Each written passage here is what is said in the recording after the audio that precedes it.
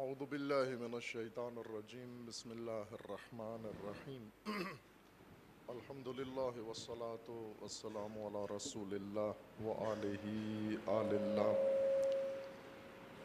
واللعنة الدائمة على أعدائهم أعداء الله من يوم عداوتهم إلى يوم لقاء الله أما بعد أوصيكم عباد الله ونفسي بتقوى الله اتقوا الله فإن خير الزاد التقوى بندگان خدا، آپ سب کو اور اپنے نفس کو تقوی الہی کی دعوت دیتا ہوں، تقوی الہی کی وصیت کرتا ہوں، تاکید کرتا ہوں اپنی زندگی میں، اپنی زندگی کے ہر عمل میں، ہر حصے میں اور ہر مرحلے میں تقوی کو زاد و توشہ قرار دیں کہ بہترین زاد و توشہ زندگی کے لیے تقوی ہے۔ تقوی الہی طرز زندگی کا نام ہے۔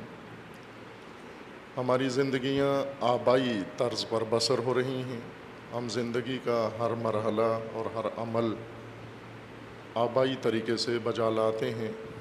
رسومات آبائی احکام و آبائی اصول ہیں جو ہمارے آبا سے ہمیں ملے ہیں اور ان پر ہم کاربند ہیں اور ان کے سائے میں زندگی بسر کر رہے ہیں، اور ان آبائی طریقوں نے ہماری زندگیوں کا یہ حال کیا ہے جو اس وقت سب مبتلا ہیں اور سب مشاہدہ کر رہے ہیں۔ وہ زندگیاں جو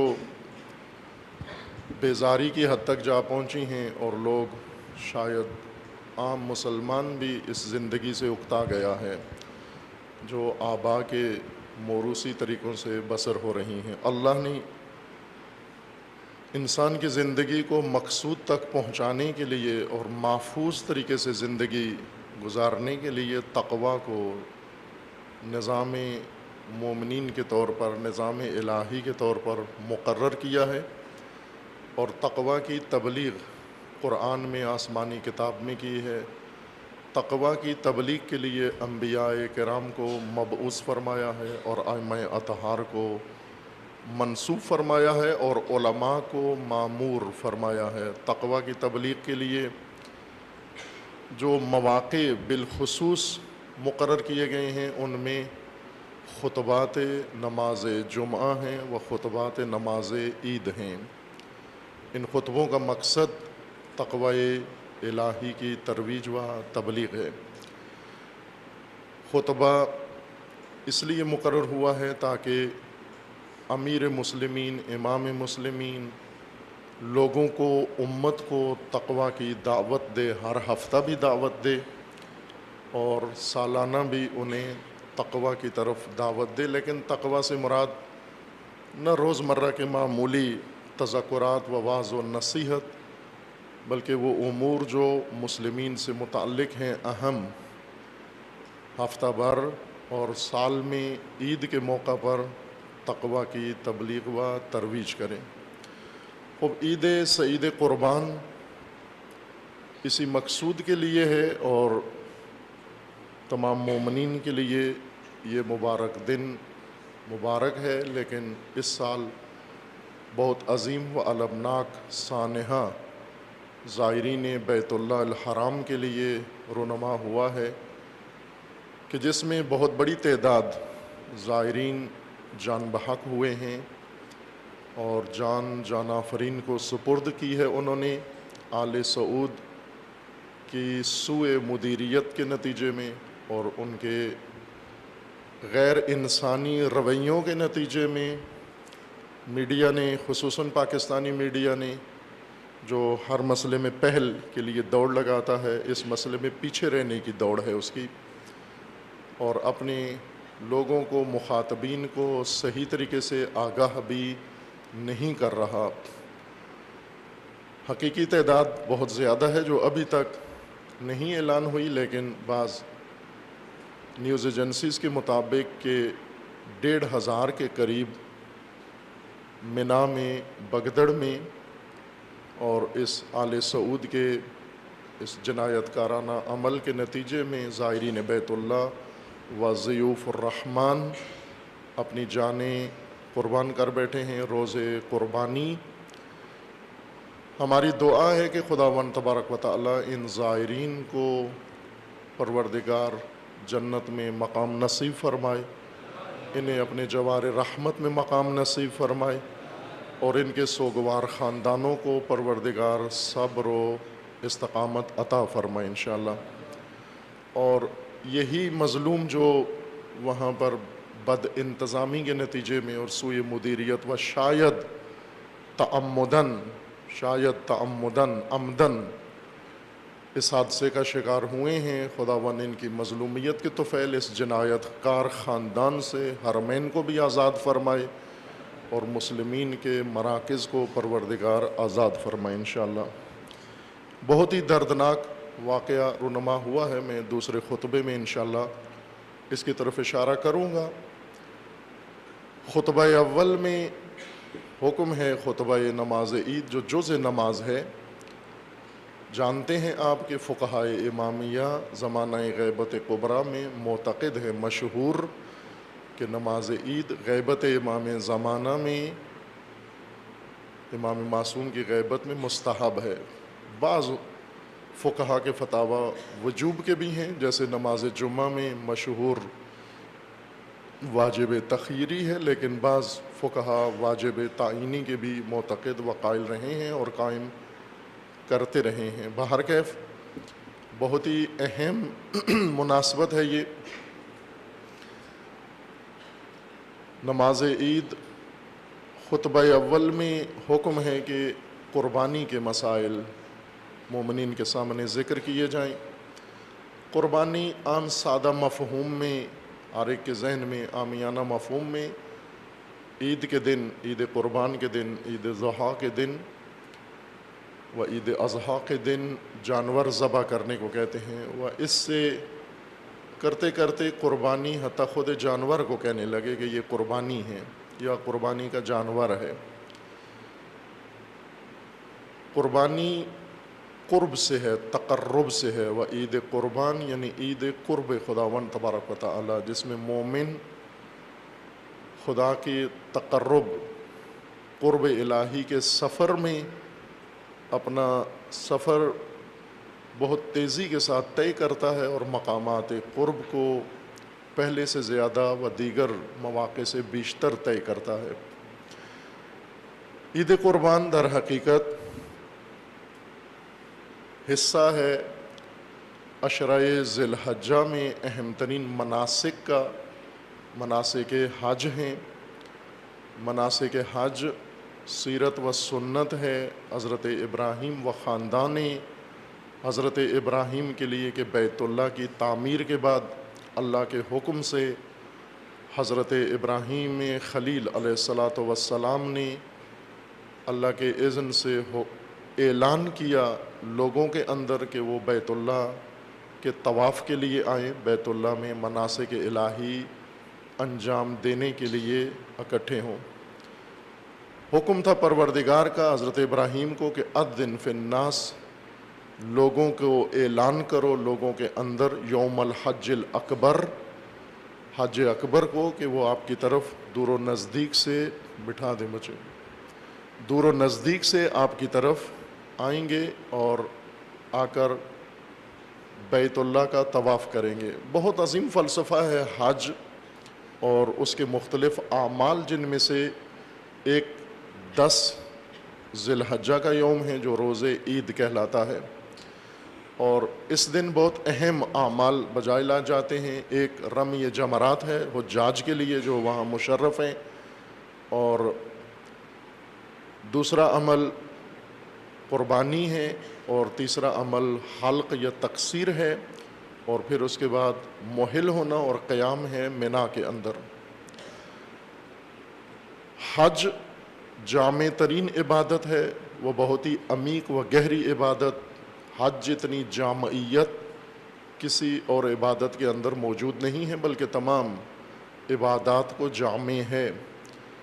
حج کے بارے میں روایات میں تعبیر ہے کہ یہ تمثل ہے، تجسم محشر ہے، قیامت کا تجسم ہے۔ اگر کوئی انسان اپنی آنکھوں سے محشر کا منظر دیکھنا چاہتا ہے تو وہ حج اس کو دکھائے گا۔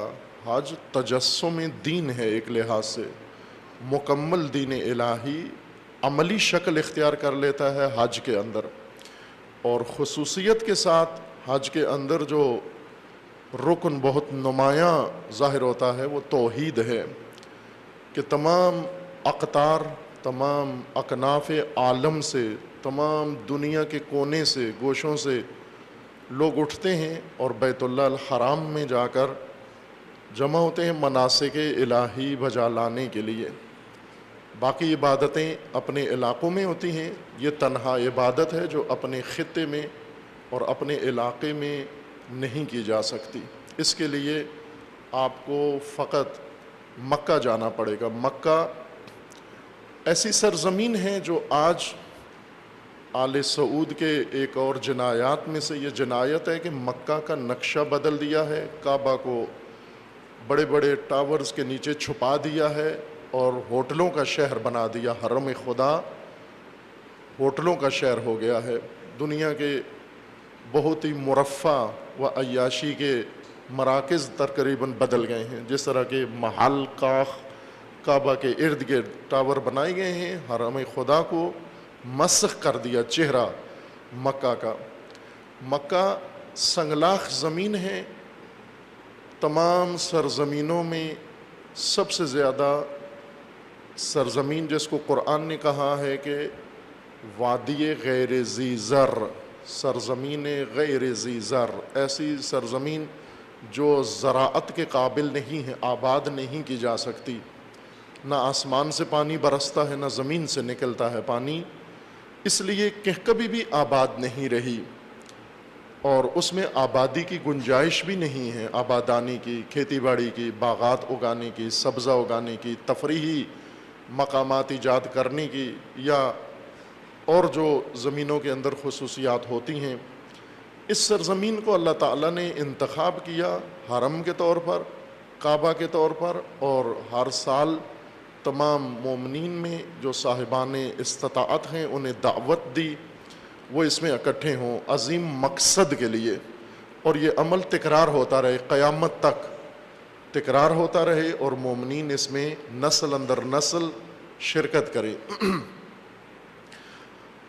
اس وقت جو موجودہ حج ہے شاید اس تناظر میں آپ فلسفہ حج کو نہ سمجھ پائیں، چونکہ اس وقت حج تجارت گاہ بن گیا ہے، فقط تجارت ہے، آل سعود کے لیے، ٹرانسپورٹروں کے لیے، ہوٹل کمپنیوں کے لیے، ایئر لائنوں کے لیے، اور کاروانوں کے لیے، کاروانوں کے ٹورسٹ جو کمپنیاں ہیں ان کے لیے، ہر شعبے کے لیے، چائنا ہو، جاپان ہو، یورپی یونین کے لیے، ان سب کے لیے تجارت کے طور پر دیکھا جاتا ہے۔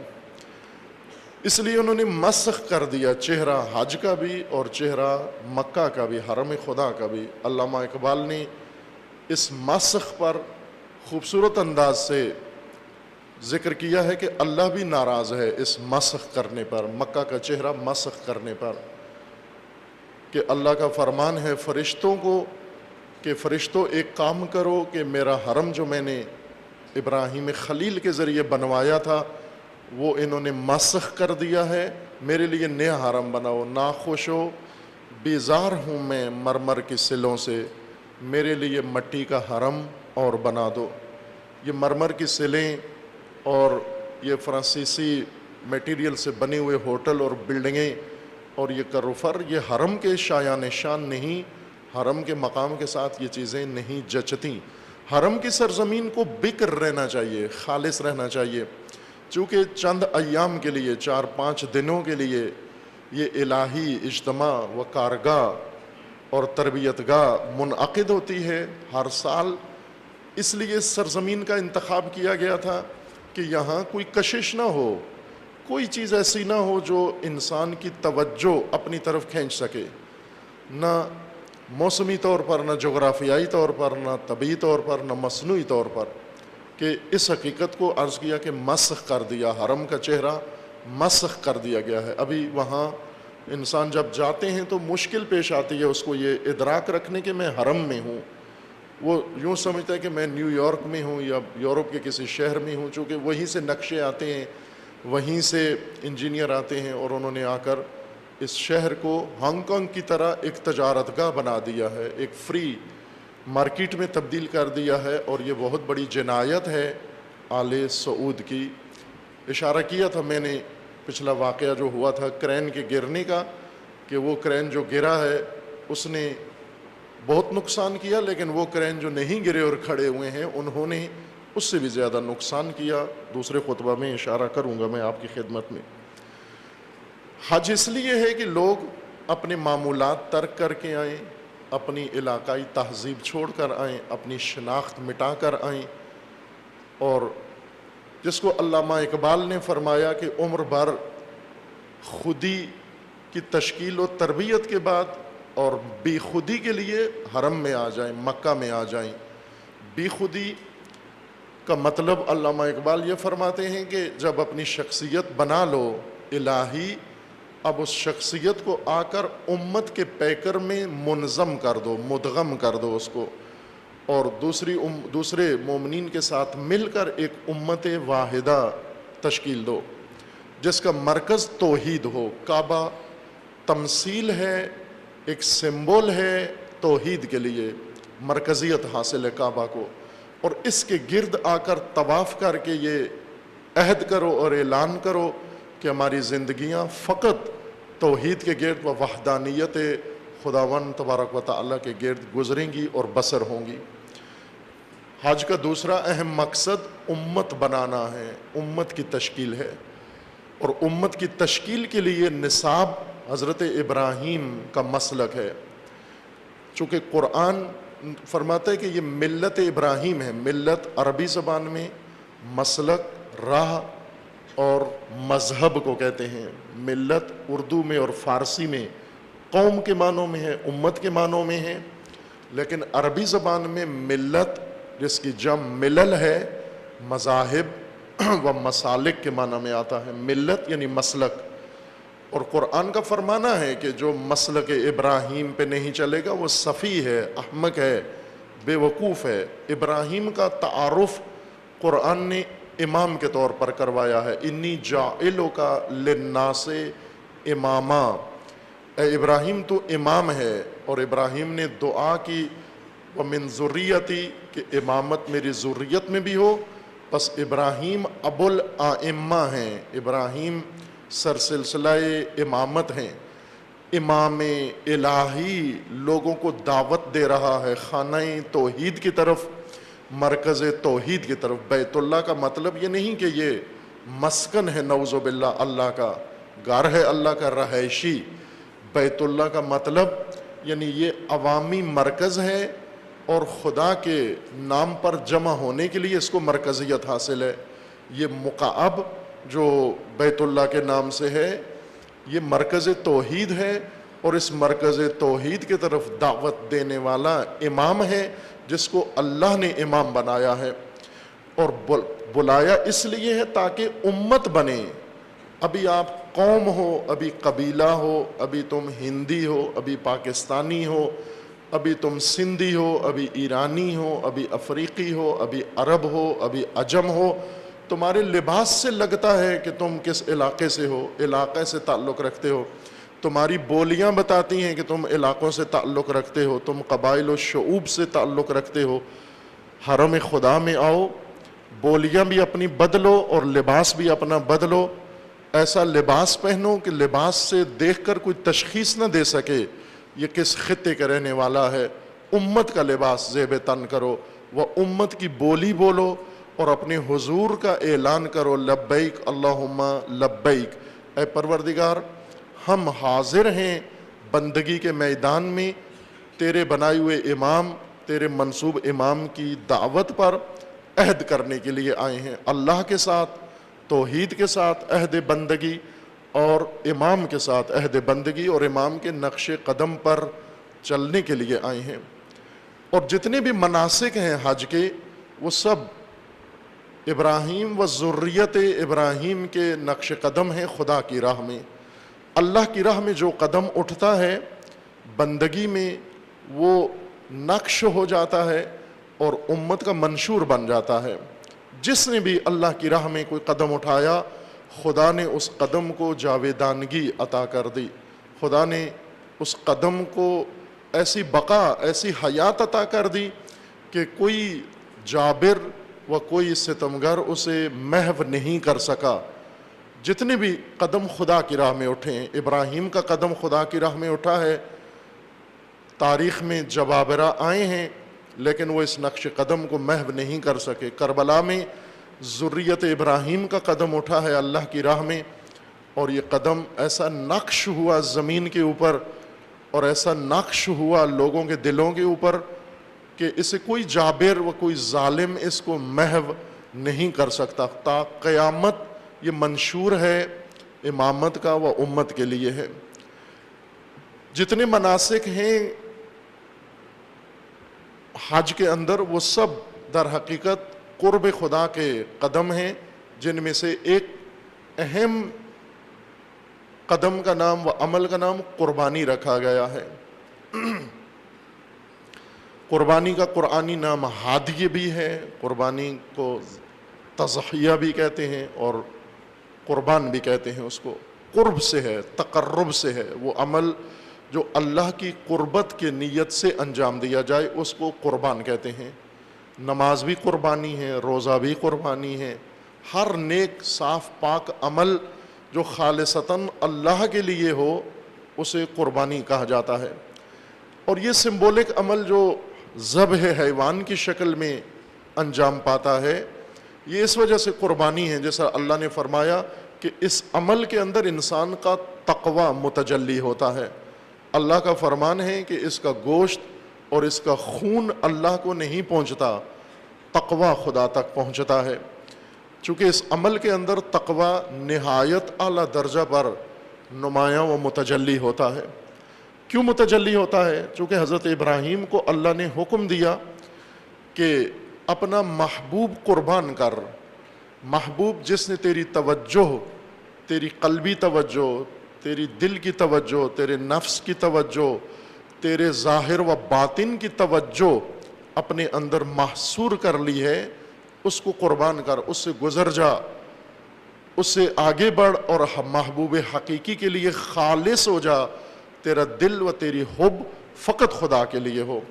حضرت ابراہیم کو جب یہ امر چند مرتبہ ملا، حضرت ابراہیم نے دیکھا کہ سب سے بڑا محبوب میرا جس نے توجہ اپنی طرف میری جذب کی ہوئی ہے وہ میرا فرزند ہے جو بڑھاپے میں اللہ نے عطا کیا۔ 82 سال کی عمر میں حضرت ابراہیم کو یہ فرزند اسماعیل ذبیح عطا ہوئے۔ خوب اس عمر میں جہاں معمولاً اولاد نہیں ہوتی، انسان کی عمر نہیں ہوتی، اور زوجہ ابراہیم بھی عاقر تھیں، ان میں سے یہ فرزند اللہ تعالیٰ نے حضرت ابراہیم کو اس بڑھاپے میں عطا کیا۔ اور جب یہ فرزند پیدا ہوتا ہے، جوان ہوتا ہے، پلتا ہے، بڑھتا ہے، محبوب ہے، ماں باپ کی آنکھوں کی ٹھنڈک ہے اور جان ابراہیم ہے، ابراہیم کے دل کی دھڑکن ہے یہ بیٹا، لیکن اللہ کا حکم ہوا کہ اسی کو قربان کر دیں اور حضرت ابراہیم نے اطاعت کی۔ حضرت ابراہیم کے اوصاف میں سے قرآن کریم کا فرمان ہے کہ ابراہیم مسلم ہے، تسلیم ہے خدا کے سامنے۔ اطاعت کا مقام تسلیم ہے کہ محض تسلیم ہے۔ ابراہیم کی رائے، ابراہیم کی خواہش، ابراہیم کی ہوس ذرا برابر خدا کے مقابلے میں، اللہ کے مقابلے میں اظہار و نمود نہیں رکھتی، فقط اللہ کے سامنے تسلیم ہے ابراہیم۔ وہ ابراہیم کی صفات میں سے یہ کہ مشرک نہیں ہے، نیت میں مشرک نہیں ہے، محبت میں مشرک نہیں ہے۔ ابراہیم کی محبت دو چیزوں سے نہیں ہے کہ خدا سے بھی ہو اور خدا کے علاوہ بھی کسی سے ہو، یہ شرک ہے محبت کے اندر۔ ابراہیم کا خوف مشرکانہ نہیں ہے کہ اللہ سے بھی ڈرے اور غیر اللہ سے بھی ڈرے۔ ابراہیم کا شوق مشرکانہ نہیں ہے، ما کان من المشرکین۔ بار بار قرآن ابراہیم کی اس فضیلت کو سراہ رہا ہے کہ ما کان من مشرکین، ہرگز مشرکوں میں سے نہیں ہے، نہ ظاہر نہ باطن میں۔ حضرت ابراہیم نے فرزند کو لیا اور قربان گاہ کی طرف فرزند کو لے کر جن مقامات پر ابراہیم ٹھہرے، قیام کیا اور بیٹے کو آمادہ کیا، وہ مناسک و مواقف حج ہیں۔ سب سے پہلے حضرت ابراہیم عرفہ گئے، میدان عرفہ، جہاں 9 ذی الحجہ کو حاجی پہنچتے ہیں، چونکہ ابراہیم اسی تاریخ کو وہاں پر پہنچے، قیام کیا اور وہاں دن بسر کیا اور خدا کی بارگاہ میں مناجات پیش کی، بیٹے کو تیار کیا۔ وہاں سے ابراہیم نے خروج کیا، مشعر، وادی مشعر میں آئے، شب بسر کی، اور وہاں سے ابراہیم آئے 10 ذی الحجہ کو وادی منی میں آئے، اور بچے کو قربان گاہ کی طرف جب لے جا رہے تھے، راستے میں شیطان آیا، کہ جب انسان اولاد کو اللہ کی راہ میں لے جاتا ہے، والدین کے اندر شیطان رسوخ کرتا ہے، ماں باپ کو گھیر لیتا ہے، اور وہ ماں باپ جن کے اندر بصیرت ابراہیمی نہیں ہوتی جلدی شیطان کے دھوکے میں آ جاتے ہیں۔ شیطان نے آ کر کہا، ابراہیم کیا کرنے جا رہے ہو؟ ایک خواب کی وجہ سے اپنا بیٹا قربان کر رہے ہو؟ بھلا کوئی عاقل اپنے بیٹے کو ذبح کرتا ہے؟ اللہ کی راہ میں بیٹا ذبح کرنے جا رہے ہو؟ شیطان نے ہر طرح سے کوشش کی ابراہیم کو روکنے کے لیے، ورغلانے کے لیے۔ 3 مقام پر حضرت ابراہیم نے شیطان کو سنگسار کیا، اور جب تک ماں باپ شیطان سنگسار نہ کریں، شیطان ماں باپ کو گھیر لیتا ہے، ماں باپ کو ورغلا لیتا ہے، ماں باپ کو اپنا ہم نوا و ہم فکر بنا لیتا ہے، اور ان کی اولاد کو راہ خدا میں جانے سے روک لیتا ہے، اور پھر جشن مناتا ہے۔ دیکھا احمق بیوقوف ماں باپ، کس طرح میں نے دھوکہ دے کر ان کی اولاد کو راہ خدا سے بچا لیا، اور خود انہیں میں نے راہ خدا سے دور کر لیا۔ میں نے شیطان کا جشن ہوتا ہے جب دھوکہ دیتا ہے کسی ایسے انسان کو جو راہ خدا میں جا رہا ہو اور اس نے ہٹا دیا ہو۔ 3 مقام پر حضرت ابراہیم نے سنگسار کیا شیطان کو۔ یہ وہی 3 مقام ہیں جنہیں رجم کیا جاتا ہے، رمی کیا جاتا ہے، جمرات ہیں۔ شیطان سمبولک، سیمٹ کا شیطان ہے۔ یہ علامتی سنگسار ہوتا ہے حج کے اندر، تاکہ انسان حقیقی شیطان کو سنگسار کرے، کہ جب بھی آپ راہ خدا میں نکلیں، پہلا مشورہ دینے والا شیطان ہے۔ ایک کنکری اس کو ماریں جو آپ کو راہ خدا سے روک رہا ہے۔ وہ کوئی بھی ہو سکتا ہے، ماں باپ کے آڑے آئے یا کسی کو بھی آ کر ورغلائے، اس پہ کنکری ضرور پھینکے۔ اگر وہ کنکری پتھر کی نہ ہو تو کم از کم وہ ارادے کی کنکری اس کے اوپر ضرور پھینکیں، اس کو رد کریں، اس کو جھٹلائیں۔ یہ راہ حضرت ابراہیم ہے۔ 3 مقام پر حضرت ابراہیم نے شیطان کو سنگسار کیا اور اسے مایوس کیا، اور اس کے بعد اپنے فرزند کو لے کر راہ خدا میں آ کر قربان کیا، لٹایا منی میں جہاں قربان گاہ ہے، وہاں فرزند کو لٹایا۔ خداوند تبارک و تعالیٰ کی طرف سے حکم آیا کہ ہمیں اسماعیل کا ذبح مقصود نہیں تھا، رشتہ محبت کاٹنا تھا، نہ رشتہ حیات اسماعیل کاٹنا تھا۔ رگ حیات نہیں کٹوانی تھی، رگ تعلق کٹوانی تھی، کہ ابراہیم کا دل متعلق ہے اس اولاد کے ساتھ، یہ رگ کٹوانی تھی، اور ابراہیم نے اپنے ارادے سے وہ رگ کاٹ دی۔ لہٰذا اللہ کا فرمان آیا کہ صدقت الرؤیا، اے ابراہیم تو نے سچ کر دکھایا ہے، وہ تعلق تو نے کاٹ دیا۔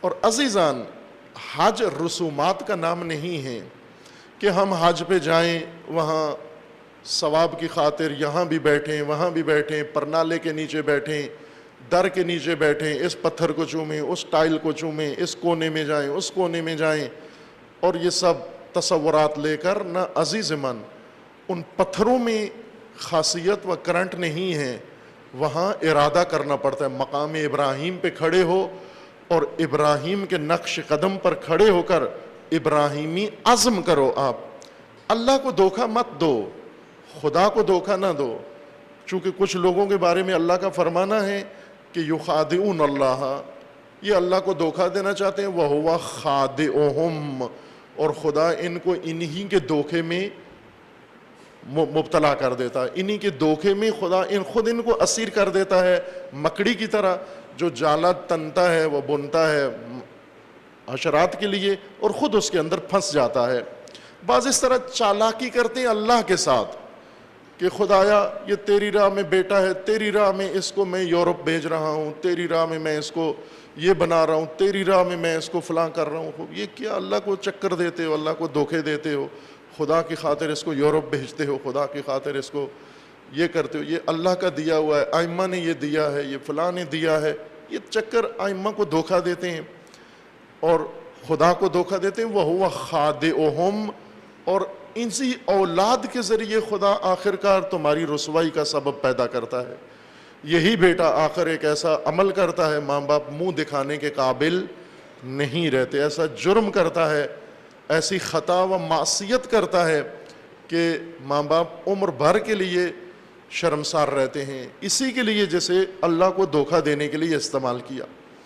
عزیزان، یہ تعلق کاٹنے کا نام قربانی ہے۔ یہ چھری سمبولک ہے، بظاہر جانور کے گلے پہ چلتی ہے لیکن حقیقتاً تعلقات پہ چھری چلتی ہے۔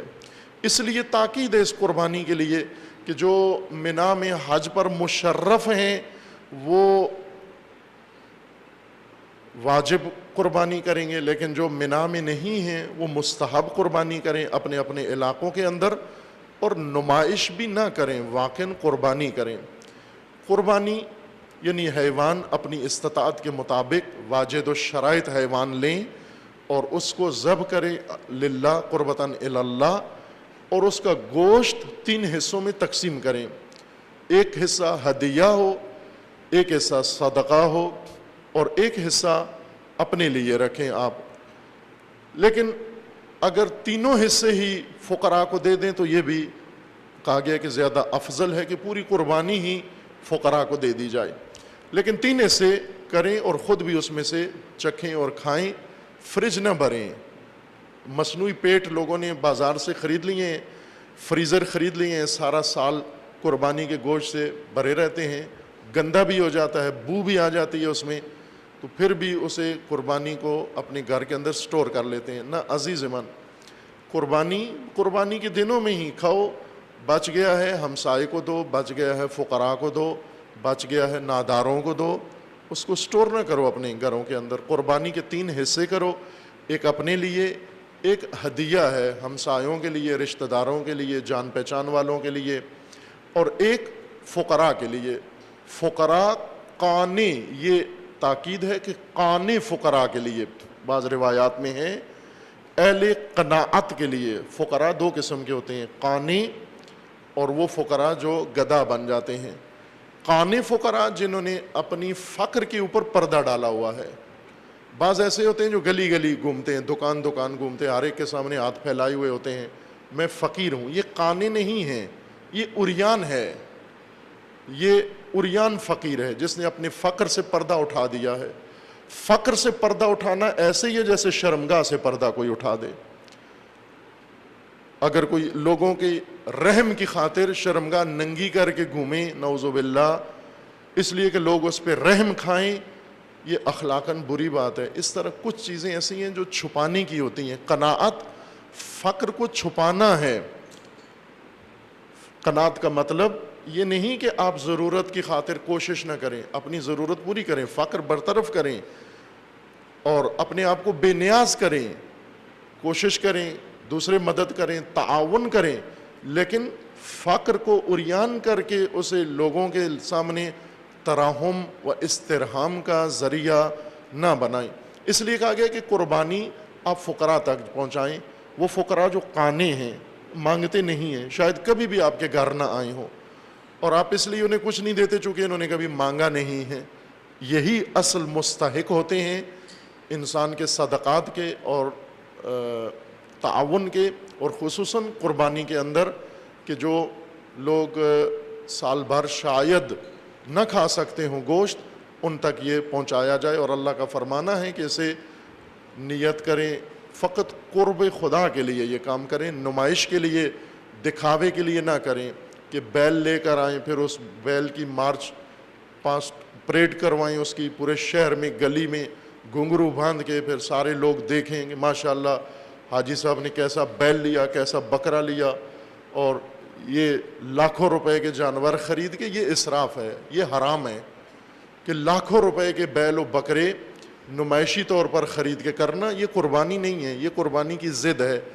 آپ قربانی کرو، حسب استطاعت کرو، اور فقط للہ کرو، اللہ کے قرب کی خاطر کرو. لوگوں کی واہ واہ اور داد و تحسین ابھارنے کے لیے نہ کرو قربانی کہ لوگوں کے اندر تذکرے ہوں. جی ماشاءاللہ حاجی صاحب نے کیا بکرا کاٹا، پوری منڈی میں سب سے ٹاپ کا بکرا، پورے شہر میں سب سے بڑا بیل، تاریخی بیل کاٹا. یہ سب وہ کام ہیں جو روح قربانی کے خلاف ہیں، وہ روح قربانی کو مسخ کرتے ہیں. وہی حال جو آل سعود نے حرم کا کیا ہے، یہ قربانی کرنے والا قربانی کا یہی حال کرتا ہے جب پیسے کی نمائش کرتا ہے. اللہ تعالیٰ انشاءاللہ تمام مومنین و بندگان صالح کی عبادات کو اپنی بارگاہ میں قبول فرمائے. ہر قدم جو قرب الہی کے لیے مومن اٹھاتا ہے، خداوند تبارک و تعالیٰ اسے قبول فرمائے. اور پروردگار اس سفر قربی میں ہر رکاوٹ و معنی کو تمام مومنین کی راہ سے برطرف فرمائے انشاءاللہ. بارگاہ الہی میں دعا ہے پروردگارہ زائرین حرم، ان کو پروردگارہ ہر شر و بلا سے محفوظ فرما. آل سعود کے شر سے، صہیونیوں کے شر سے، ہر سازش کے شر سے ان مہمانان اللہ کے مہمانوں کو و ضیوف الہی کو پروردگارہ صحت و سلامتی و عافیت کے ساتھ واپس اپنے خاندانوں میں حج مقبول و سعی مشکور کے ساتھ واپس پلٹا. اعوذ باللہ من الشیطان الرجیم، بسم اللہ الرحمن الرحیم. انا اعطیناک الکوثر فصل لربک وانحر ان شانئک هو الابتر.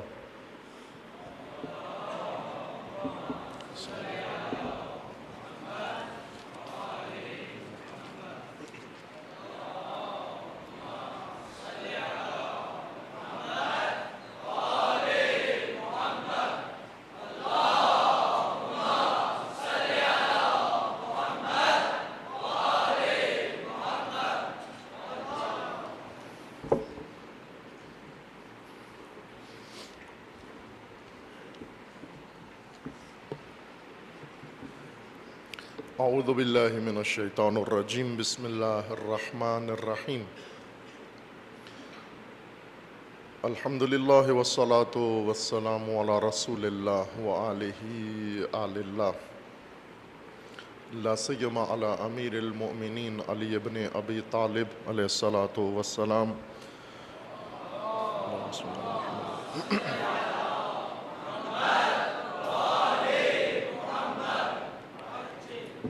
وفاطمة الزہرا سلام اللہ تعالی علیہا سیدۃ النساء العالمین.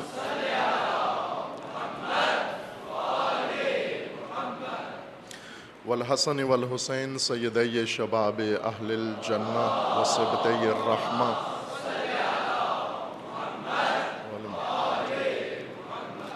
وعلی ابن الحسین علیہ الصلاة والسلام.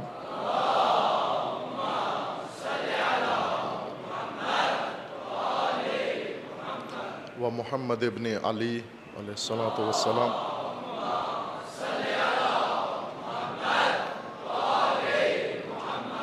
وجعفر ابن محمد علیہ الصلاة والسلام.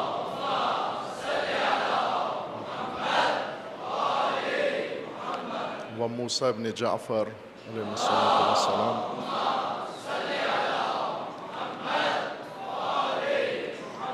وعلی ابن موسیٰ علیہ الصلاة والسلام.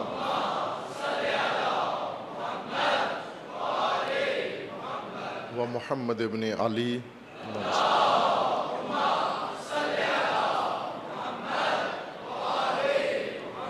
وعلی ابن محمد اللہم صلی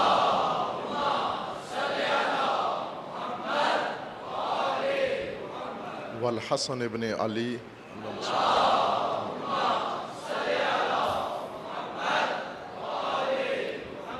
والحجت ابن الحسن القائم المہدی.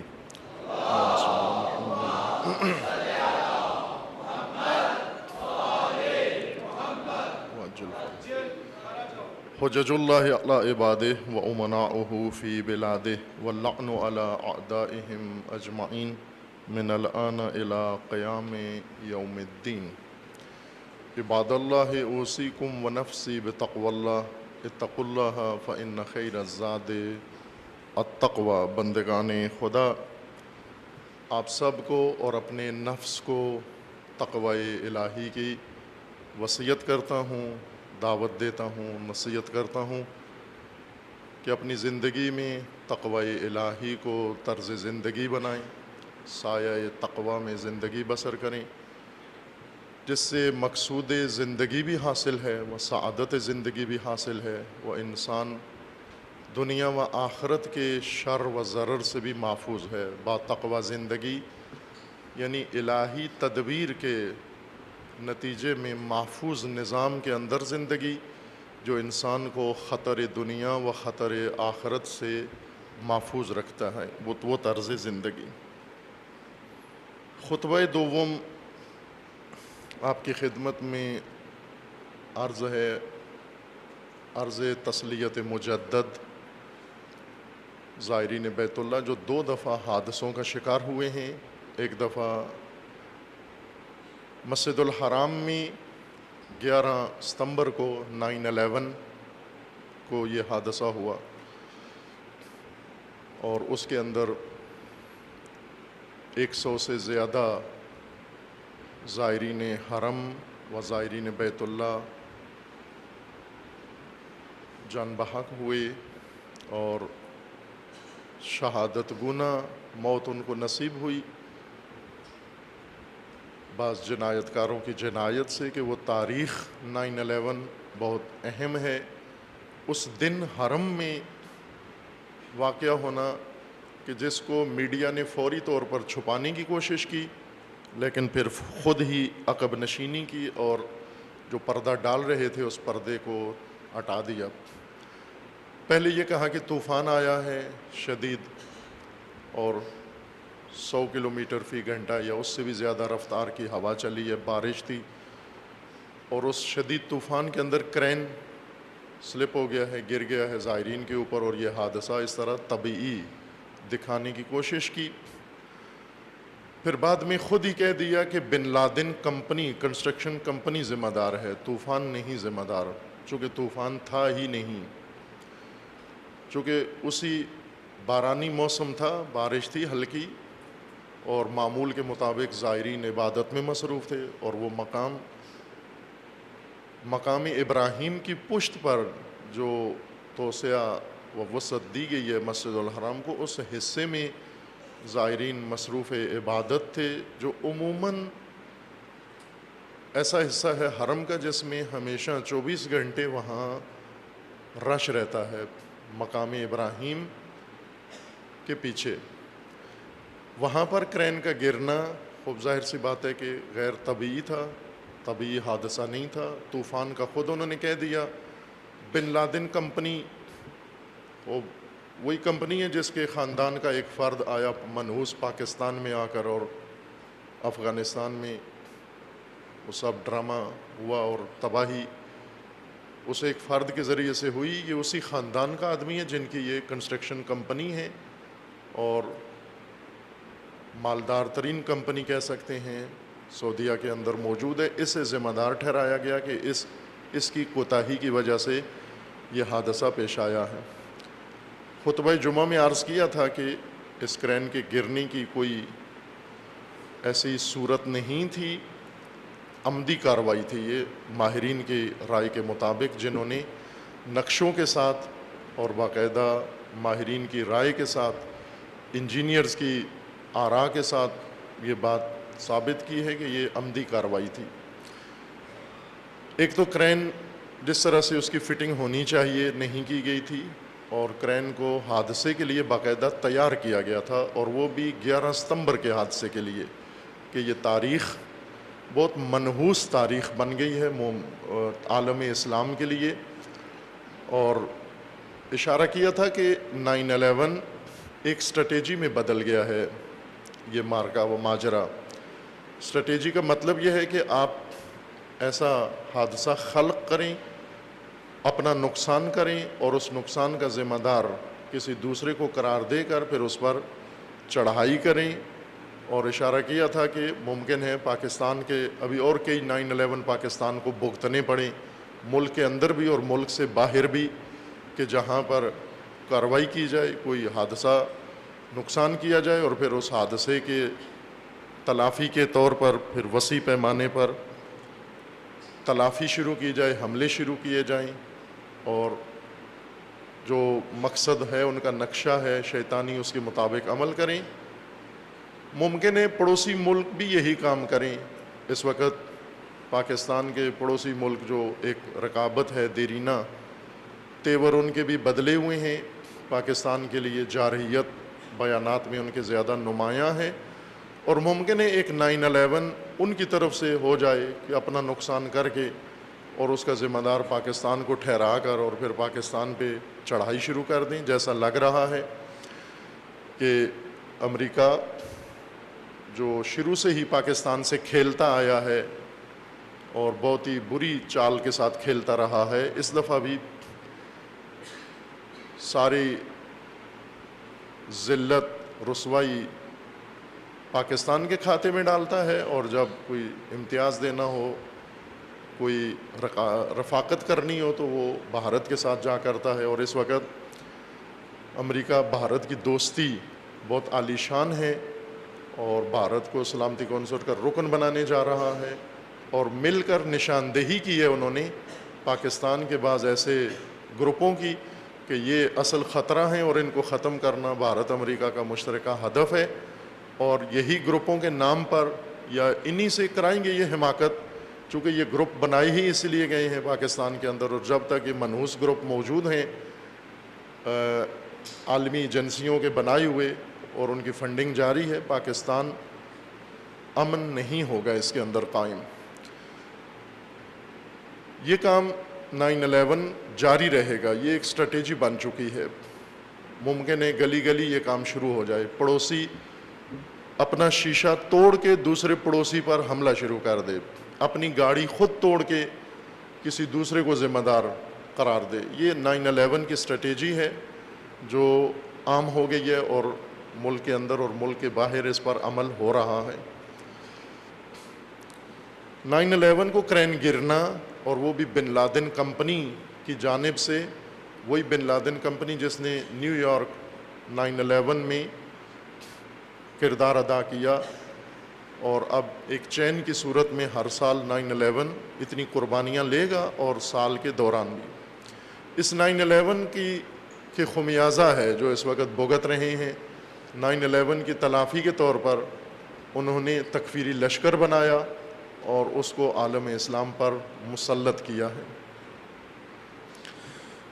یہ حادثہ بہت ناگوار تھا، اور اس سے زیادہ ناگوار تر حادثہ منا کا ہے.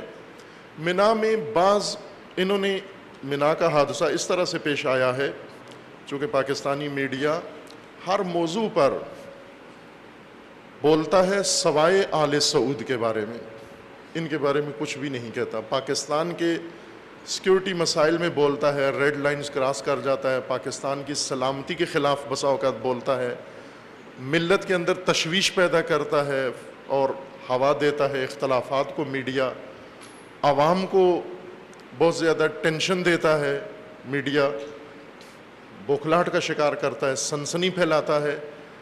ایک موضوع ہے جس پر پاکستانی میڈیا مکمل طور پر، سیکولر میڈیا، ہر قسم کا میڈیا نہیں بولتا، وہ آل سعود ہیں. حتیٰ خبر تک درست نہیں دیتے. پچھلے حادثے میں آخر تک خود آل سعود نے کہا کہ بن لادن کمپنی نے کرین گرایا ہے.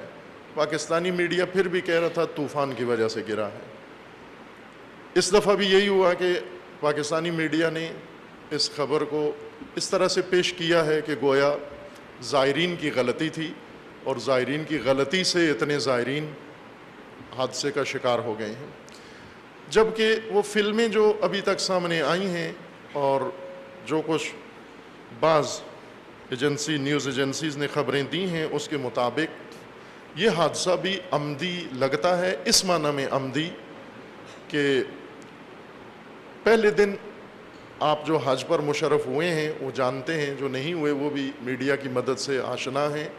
اللہ تعالیٰ آپ سب کو حج پہ لے جائے، لیکن سلامتی کے ساتھ انشاءاللہ، اور واپس بھی لائے، وہاں حادثوں کا شکار نہ ہو، کرینوں سے دور رہیں وہاں، اور ہر قسم کے حادثے سے دور ہوں انشاءاللہ۔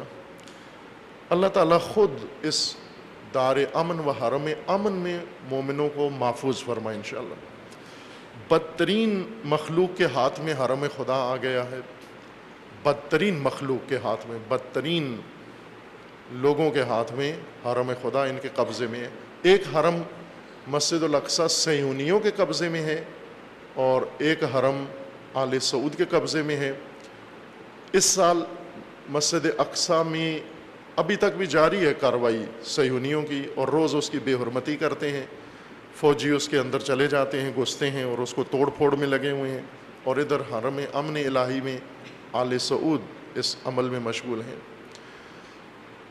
دروازے بند کیے ہوئے تھے راستے کے، جو شیاطین کی طرف جاتے ہیں، جب حاجی آتے ہیں وادی مشعر سے منا میں داخل ہوتے ہیں، اور پھر اس کے بعد پہلا کام یہ کرتے ہیں کہ شیاطین کو جا کر سنسار کرتے ہیں۔ بیچ میں کچھ 2 کلومیٹر کا ظاہراً یا 2.5-3 کلومیٹر کا فاصلہ ہے۔ 5 ملین کے قریب حاجی ہوتے ہیں لگ بھگ، سارے ملا کر، قانونی غیر قانونی مقامی باہر سے آئے ہوئے، اور ان سب کو جلدی ہوتی ہے کہ ہم پہلے جائیں اور سنسار کر کے۔ 5 ملین 50 لاکھ انسانوں کا ریلا آتا ہے، اور چونکہ یہ عرفہ میں رات بسر کرتے ہیں، پہلی رات منا میں کرتے ہیں، پھر عرفہ میں، پھر مشعر میں، 3 راتوں سے یہ تھکے ہوتے ہیں، خستہ ہوتے ہیں نفسیاتی طور پر۔ یہ بائیں کہ حج پہ انسان کو نفسیاتی سکون ملنا چاہیے، لیکن رش کی وجہ سے، انتظامات کی کمی کی وجہ سے، اور بعض دیگر امور کی وجہ سے حاجی انتہائی کرب میں ہوتا ہے، تکلیف میں ہوتا ہے۔ سالم آدمی، جوان آدمی بھی وہاں پر عادی حالت میں نہیں ہوتا۔ اس دن 10 ذی الحجہ کو خستہ، تھکا ہوا اور ذہنی کوفت کا شکار ہو کر بعض آپس میں لڑ پڑتے ہیں، کاروانوں میں لڑ پڑتے ہیں، اور انہیں حج بھول ہی جاتا ہے کہ ہم حج کرنے آئے تھے۔ احرام باندھنے کے بعد جو چیزیں حرام ہو جاتی ہیں انہی کی مرتکب ہوتے ہیں، ناسزا کہتے ہیں مثلا۔ یہ ان کی ذہنی کیفیت ہوتی ہے، اور کوشش یہ ہوتی ہے کہ جلدی جائیں، شیطانوں کو سنسار کریں۔ پہلے دن ایک شیطان کو سنسار کرنا ہوتا ہے، اور پھر جلدی آ کر قربانی کریں، قربانی کر کے سر منڈوائیں اور احرام کھولیں۔ 3 دن سے احرام میں ہوتے ہیں، تولیے باندھے ہوتے ہیں انہوں نے، موسم بھی عموماً ناگوار ہوتا ہے، انہیں جلدی مہل ہونے کی جلدی ہوتی ہے کہ سب سے پہلے ہم قربانی بھی جلدی کریں، سنسار بھی جلدی کریں، مہل ہوں، لباس پہنے معمولی، نہائیں، تھوڑا سا فریش ہو جائیں ہم۔ یہ جلدی ہوتی ہے حاجیوں کو۔ اب 50 لاکھ آدمی جو ایک دوسرے پر پہل اور سبقت کرنے کی فکر میں ہوتا ہے، یہ ریلا انسانی آتا ہے شیاطین کی طرف۔ آگے انہوں نے راستے بند کیے ہوئے تھے، آپ دیکھتے رہتے ریلیاں نکلتی ہیں، یا مثلا مسجد سے لوگ باہر نکلتے ہیں، مسجد کے دروازے کے باہر ایک آدمی جوتا ڈھونڈ رہا ہوتا ہے وہاں پر۔ پیچھے والوں کو تو نہیں پتا کہ یہ مومن جوتا ڈھونڈ رہا ہوتا ہے، پیچھے والے کو جلدی ہوتی ہے کہ باہر نکلیں، اور اس سے پیچھے والا اس پر دباؤ ڈالتا ہے، اس سے پیچھے والا اس سے دباؤ ڈالتا ہے، تو یہ ایک لمبی قطار و لائن، مثلا لاکھوں افراد ہیں اور سب آگے کی طرف جا رہے ہیں، آگے والے کو دھکا دے رہے ہیں۔ اس میں سے اگر ایک آدمی جوتا ڈھونڈ رہا ہو تو وہ تو وہاں ان کے پاؤں کے نیچے آ کر کچلا جاتا ہے۔ آل سعود نے، ان کے پولیس نے، انتظامیہ نے دروازے بند کر دیے جہاں سے حاجیوں کو گزرنا تھا۔ چھوٹا دروازہ تھا، کوئی اتنا بڑا بھی نہیں تھا، شاید مشکل سے 12 فٹ کا یا 10 فٹ کا دروازہ ہوگا لاکھوں لوگوں کے گزرنے کے لیے، اور اسے بند کر دیا۔ کیوں بند کیا؟ بعض نیوز ایجنسیز کے مطابق کہ یہ شاہ سعودی جس دن سے آیا ہے، نحوست جہان اسلام میں زیادہ بڑھ گئی ہے۔ شاہ سلمان اس کے آنے سے ظلم و جنایت بہت پھیل گیا ہے، چونکہ یہ پہلے بھی جنایت کار تھا۔ بادشاہ بننے سے پہلے جتنی بھی ٹیرورسٹ جماعتیں تھیں جن کو سعودیہ سے مدد ملتی ہے، ان سب کے پیچھے سلمان تھا، پرنس سلمان تھا، ابھی کنگ سلمان ہو گیا ہے۔ سب کے پیچھے اصل سپورٹر یہ تھا، ان کو امداد دینے والا یہ تھا۔ اس کے نظریات بھی اس قسم کے خطرناک نظریات ہیں، تکفیری ذہنیت ہے اس کی، اور خصوصاً تشیع کے حوالے سے بہت کٹر قسم کا دشمن ہے یہ۔ باقیوں میں باقی جیسے ملک عبداللہ تھا، ان کو سیکولر کہا جاتا تھا کہ یہ سیکولر کنگ ہے، لیکن یہ نہیں ہے سیکولر، یہ بہت ہی تعصب کا شکار انسان ہے۔ اس نے اپنے بیٹے کو محمد بن سلمان کو وزیر جنگ بنایا ہے، جوان بیٹا اس کا 26-27 سال کا ظاہراً وزیر جنگ بنایا، جس نے آتے ہی یمن پر چڑھائی کر دی، اور ابھی تک وہاں ہزاروں لاکھوں افراد کا خون بچوں کا بہا چکے ہیں، اور شام میں تکفیری لشکر انہوں نے بنایا، عراق میں چڑھائی انہوں نے کی۔ اس کے آنے سے شدت آئی ہے مشرق وسطیٰ کے تمام شورشوں میں، بغاوتوں میں۔ اب ظاہر ہے کہ یہ ہے ہی ایسا خونخوار قسم کا انسان جو بے رحم ہے۔ ان ایجنسیز کے مطابق کہ محمد بن سلطان وزیر جنگ، اس نے گزرنا تھا، اس کے کاروان نے جس کے ہمراہ فوج تھی تقریباً سینکڑوں فوجی، اس کو لے کر شیطان کے رمی جمرہ کی طرف لے کے جا رہے تھے بادشاہ کے بیٹے کو۔ اس کے لیے انہوں نے روٹ لگایا ہوا تھا، پروٹوکول دیا اس کو، حاجیوں پر راستہ بند کر دیا تاکہ یہ آسانی سے جا کر شیطان کو کنکریاں مار کے آ سکے۔ اور جب اس کے لیے راستہ پروٹوکول دیا، بند کیا، پیچھے رش لگ گیا، بہت ازدحام بہت زیادہ ہو گیا، اور اس ازدحام کو آگے خبر نہیں ہے کہ راستہ کیوں بند ہے۔ ظاہر ہے پیچھے سے جو بھی آتا ہے اس کو آگے آنے کے لیے جلدی ہے۔ وہاں کوئی اعلان بھی نہیں ہوتا، وہاں کوئی ذریعہ بھی نہیں ہے لوگوں کو اطلاع دینے کا، اگر اطلاع دیں بھی تو مختلف بھانت بھانت کے لوگ آتے ہیں، انہیں بولیاں ہی سمجھ نہیں آتی، عربی میں اعلان کریں تو ان کے پلے کچھ بھی نہیں پڑتا۔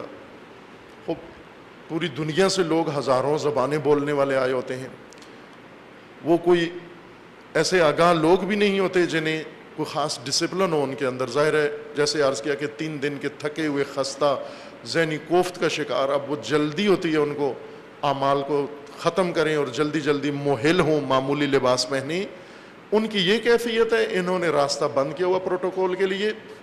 جب وہ گزر گیا ان کا خونخوار اور آدم خار شہزادہ، تو انہوں نے دروازہ کھولا ناگہان۔ وہ دروازہ کھولتے ہوئے فلم میں نظر آ رہا ہے کہ دروازہ کھول کے خود پولیس بھاگ رہی ہے کہ پاؤں تلے کچلی نہ جائے، دروازہ کھول کے تیزی سے بھاگے پولیس والے، اور اس کے بعد وہ ریلا آیا، اور اس میں جو بوڑھے تھے یا بعض ایسے افراد تھے، چونکہ ان کے احرام کے جوتے چپل ہوتے ہیں، بوٹ نہیں ہوتے، عموماً چپل کے اوپر پچھلے کا پاؤں آ جاتا ہے، رک جاتا ہے آدمی۔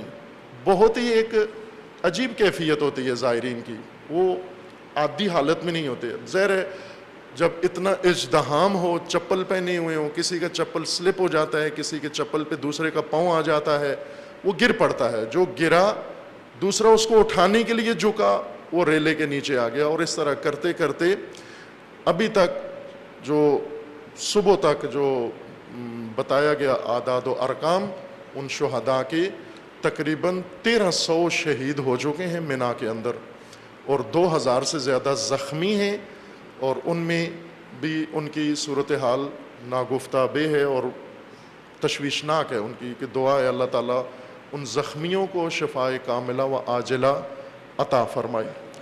اور یہ پہلی دفعہ نہیں ہوا، آپ جانتے ہیں آل سعود نے آل سعود مختلف ایام میں انہوں نے بڑے بڑے حادثے خلق کیے ہیں۔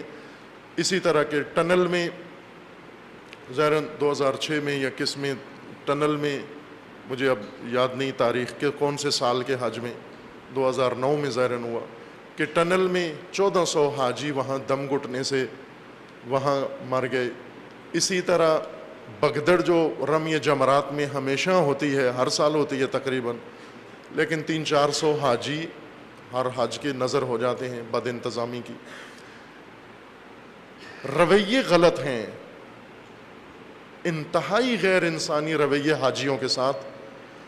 ایسے رویے بھیڑ بکریوں کے ساتھ، جانوروں کے ساتھ نہیں رکھے جاتے جیسے حجاج کے ساتھ آل سعود اور ان کے وہ گھٹیا لوگ انجام دیتے ہیں، وہ کسی بھی شکل میں ہو. انتہائی غیر انسانی رویہ ہوتا ہے ان کا، انتہائی غیر انسانی رویہ. جو لوگ گئے ہیں حج پر لمس کر کے آئے ہیں، دیکھ کر آئے ہیں، لیکن ان رویوں پر نہ کوئی تنقید کرتا ہے نہ کوئی بات کرتا ہے. اس خاموشی نے در حقیقت ان کو جرأت دی ہے کہ جنایات کر رہے ہیں. 1986 میں سب سے بڑی جنایت آل سعود نے انجام دی. یہ تو بگدڑ میں ہو گئے. 1986 میں 400 زائرین کو گولیوں سے شہید کیا گیا. اس حج میں اللہ تعالیٰ نے توفیق دی، ہمیں بھی ایک طالب علم کی حیثیت سے وہاں شرف حضور ملا. حرم شریف میں اس حج میں تھے، اس حج خونین میں، اور اس مارکے میں، حادثے میں بھی حاضر تھے، اپنی آنکھوں سے دیکھا وہ سب کچھ. 1986 میں جس طرح گھیر کے حاجیوں کو سعودی فوج نے گولیوں سے چھلنی کر دیا، عورتوں اور بوڑھے زائرین کو، اور سارے شیعہ دشمنی میں، تعصب میں. اس وقت شاہ فہد کی حکومت تھی، اور اب کہیں زیادہ یہ خونخوار بادشاہ جو اس وقت مسلط ہے، اس نے آتے ہی خون خرابہ و خونخواری شروع کی، ملک کے اندر ملک کے باہر، ہر بہانے سے.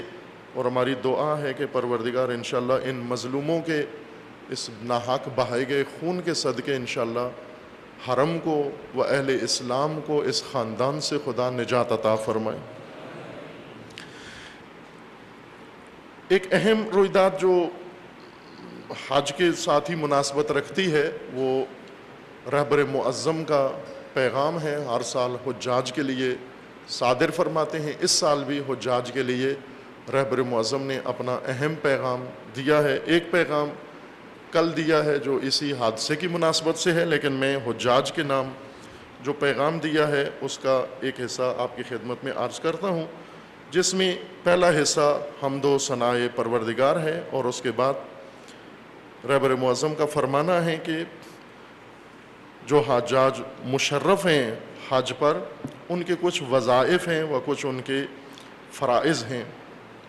ایک یہ کہ یہ جو لبیک انہوں نے کہی ہے بارگاہ خدا میں، اس لبیک کی روح و اس کی گہرائی کی طرف توجہ کریں، متوجہ ہوں کہ حاضر ہوئیں اور اللہ کی نعمت سے، اور جو اللہ کی بارگاہ میں آ کر عہد کر رہے ہیں حضور کا، اس کی طرف متوجہ ہوں. اس حج کی معنویت کی طرف توجہ کریں، اس کے فلسفے کی طرف توجہ کریں حجاج کرام، اور اس فرصت کو ضائع نہ ہونے دیں. نقطہ دیگر جو بیان فرمایا مقام معظم رہبری نے، وہ یہ کہ اس وقت دنیا اسلام جن مصائب کا شکار ہے ان کی طرف توجہ دیں، دھیان دیں کہ یہ زمانہ جہان اسلام کے لیے، پوری ملت اسلامیہ کے لیے بہت ہی ناگوار و تلخ ہے. اور حجاج کرام بالخصوص اس طرف توجہ دیں کہ دشمنان دین نے، صہیونیوں نے، اور کچھ مسلمانوں کے اندر موجود خیانتکاروں نے، دشمنان مسلمین کے ساتھ مل کر جو صورتحال خصوصاً مشرق وسطیٰ میں اور بعض ایشیائی ممالک میں بنائی ہے، اس کی طرف توجہ دیں. رہبر معظم کا یہ فرمانا تھا کہ یہ جنگ اور یہ خونریزی جو بعض لوگوں نے شروع کی ہے، خصوصاً مسئلہ فلسطین کو فراموش کیا ہے، مسجد الاقصیٰ کی بے حرمتی کو نظر انداز کیا ہے، اور اس کے بجائے دوسرے مارکے شروع کیے ہیں تاکہ صہیونزم کو کھلی چھٹی ملے اور وہ جتنی جنایات کر سکتا ہے وہ کرتا رہے. رہبر معظم کا فرمانا تھا کہ علماء دین اور سرکردہ افراد جہان اسلام کے، وہ مغلوبیت سے باہر آئیں، غفلت سے باہر آئیں، مغلوبیت کو ترک کریں، اور یہ جو خوف ان کے دلوں میں بیٹھا ہوا ہے اور سکوت و خاموشی اختیار کی ہوئی ہے، اسے ترک کریں اور اپنے وظائف کی طرف توجہ کریں، اور امت مسلمہ کو آگاہ کریں کہ ان کی ذمہ داریاں دوسروں سے زیادہ ہیں۔ رہبر معظم کا فرمانا ہے کہ درد جہان اسلام و درد اسلام کو سمجھیں کہ درد عظیم ہے اس وقت، اور اس بابت اپنا عہد و اپنی رسالت و اپنی مسئولیت ادا کریں۔ عراق کے اندر شام، یمن و بحرین اور اسی طرح غزہ اور جو غربی پٹی ہے فلسطین کی، اس کے اندر ہونے والے مظالم و ظلم کی طرف دھیان دیں، اور اس وقت جو سازشیں ہو رہی ہیں جہان اسلام کے اندر ان سے لوگوں کو آگاہ کریں۔ اور پھر اس کے بعد فرمایا ہے کہ تمام مسلمین جو اکٹھے ہیں وہاں پر، وہ اس فرصت کو غنیمت سمجھتے ہوئے اور اس عبادت کے اندر روح بھی قائم کریں، اور آپس میں برادری اور آپس میں اخوت کو فروغ دیں، اور ایک دوسرے کے مسائل کو سمجھیں، ایک دوسرے سے رابطہ کریں۔ آخر میں دعا ہے۔ عزیزان، اس سے پہلے رہبر معظم نے ایک اور بیان ذکر فرمایا، میں اس کی طرف بھی توجہ دلاؤں گا کہ چند روز پیش جو ہم نے بعض اپنے عزیزوں کو متوجہ بھی کیا کہ یہ پیغام مقام معظم راہبری اس کو عام کریں، سن کے اول تو سنتے نہیں ہیں، سن جاتے ہیں، جو سنتا ہے بس وہ سمجھتا ہے کہ شاید یہ میرا اعزاز ہے کہ مجھ تک بات آ گئی ہے، اور اس کو آگے پہنچانا شاید راز لیک کرنا ہے۔ رہبر معظم کے فرامین و پیغاموں کو آگے پہنچانا راز لیک کرنا نہیں ہے، یہ امانت ہے، اس کو آگے پہنچائیں۔ رہبر معظم نے ایک بہت اہم خوبصورت خطاب کیا بعض مخاطبین سے گزشتہ ہفتے، اور اس کے اندر بہت سارے اقتباس ہیں۔ میں ایک اقتباس انتخاب کیا ہے آپ کی خدمت میں کہ آپ دیکھیں اس وقت رہبر مسلمین و ولی امر مسلمین کیا بتانا چاہتے ہیں اور کس چیز کی طرف ہمیں توجہ دلانا چاہتے ہیں۔ میں وہ عبارت پڑھتا ہوں، عین عبارت رہبر معظم کی۔ یکی از خصوصیات حیات طیبہ و خصوصیات ان انقلاب کے در قرآن بیان تصریح شدے ایمان باللہ و کفر بے طاغوت است۔ رہبر معظم فرماتے ہیں کہ حیات طیبہ کی خصوصیت یہ ہے جو اللہ نے مومنین کو وعدہ دیا ہے، اور انقلاب اسلامی کی بھی یہ خصوصیت ہے جو قرآن میں بہت واضح طور پر ذکر کی گئی ہے۔ وہ خصوصیت یہ ہے کہ اللہ پر ایمان رکھو اور طاغوت کا انکار کرو۔ فَمَن يَكْفُرْ بِالطَّاغُوتِ وَيُؤْمِنْ بِاللَّهِ فَقَدِ اسْتَمْسَكَ بِالْعُرْوَةِ الْوُثْقَىٰ۔ اللہ کا قرآن میں فرمانا ہے جو اللہ پہ ایمان لایا اور طاغوت کا انکار کیا، اس نے عروۃ الوثقیٰ مضبوط سہارا تھام لیا ہے۔ یعنی شما مثلاً یک جائی خطرناکی لغزشگاہی دارید عبور میکنید۔ رہبر معظم فرماتے ہیں کہ عروۃ الوثقیٰ سمجھانے کے لیے عروۃ الوثقیٰ کیا ہے، فرماتے ہیں کہ آپ فرض کرو کہ ایک خطرناک جگہ پہ جا رہے ہو اور وہاں سے گزرنا ہے آپ کو، لیکن وہاں پر خطرناک اترائی ہے، درہ ہے، اور کیچڑ بھی ہے، پھسلن بھی ہے، بہت خطرہ ہے گر جانے کا، پاؤں پھسل جانے کا، اور ایسا خطرہ کہ اگر پاؤں پھسل گیا تو آپ ممکن ہے درے میں گر جائیں۔ خوب اس طرح کی ایک جگہ ہے، خوب ایسی زمین کے یک چیزی ہاس کے دستتان رمی گیرید، وہاں پر آپ ادھر ادھر دیکھتے ہیں تو آپ کو کوئی ایسا مضبوط درخت، کوئی ٹہنی، کوئی شاخ، کوئی پتھر، کوئی مضبوط چیز ایسی نظر آ جاتی ہے جسے آپ پکڑ سکتے ہو کہ زمین نہ خورید، تاکہ آپ زمین پہ نہ گریں، لیز نہ خورید، پھسلے نہیں، پارت نہ شوید پائین، درے میں نہ گریں آپ، اس سے بچنے کے لیے اس شے کو تھام لیتے ہو۔ بے این می گوین عروۃ الوثقیٰ، اس خطرے میں جس کو تھامو اور جو تمہاری جان بچائے اور نہ گرو، اس کو عروۃ الوثقیٰ کہتے ہیں۔ اگر ایمان باللہ و کفر بطاغوت داشته باشید این عروۃ الوثقیٰ است۔ ملت اسلامیہ کا عروۃ الوثقیٰ قرآن نے کیا ذکر کیا ہے؟ اللہ پر ایمان اور طاغوت کا انکار۔ یہ رہبر معظم کا فرمان ہے۔ ان ہر دو باہم دیگر است، یہ دونوں ایک ساتھ ہیں، اللہ پر ایمان اور عروۃ الوثقیٰ۔ ایمان باللہ کفر بطاغوت، اللہ پر ایمان اور طاغوت کا انکار. این دو را از هم نباید این دو را از هم تفکیک نباید کرد. ان دونوں کو جدا نہیں کرنا، اللہ پر ایمان اور طاغوت کے انکار کو الگ الگ نہیں کرنا، ان کو جدا نہیں کرنا. بعض اینجا من اشارے کنم، میں اشارہ کرتا ہوں، رہبر معظم فرماتے میں یہاں اشارہ کرتا ہوں، اشارتاً بتاتا ہوں کہ ایمان باللہ را از مردم به سختی می شود گرفت. اللہ پر ایمان نہیں چھینا جا سکتا. کوئی بھی تدبیر کرو کہ لوگ اللہ پر ایمان چھوڑ دیں، یہ نہیں ہو سکتا. دھوکے میں بھی کم آتے ہیں، آ جاتے ہیں، البتہ پاکستانی آ جاتے ہیں. اللہ پر ایمان جلدی ان کا ڈھیلا ہو جاتا ہے اور اللہ کے علاوہ دوسری چیزوں پر زیادہ جلدی ایمان لے آتے ہیں، لیکن پھر بھی سخت ہے. اللہ پر ایمان چھیننا لوگوں سے، مومنوں سے، یہ دشوار ہے. تکیے یہ تبلیغات دشمنان روی کفر بطاغوت است. دشمن مسلمانوں سے اور مومنوں سے اللہ پر ایمان نہیں چھینتا، بلکہ دشمن کا ہدف طاغوت کا انکار چھیننا ہے کہ مسلمان طاغوت کا انکار کرنا چھوڑ دیں، یہ چھینتے ہیں.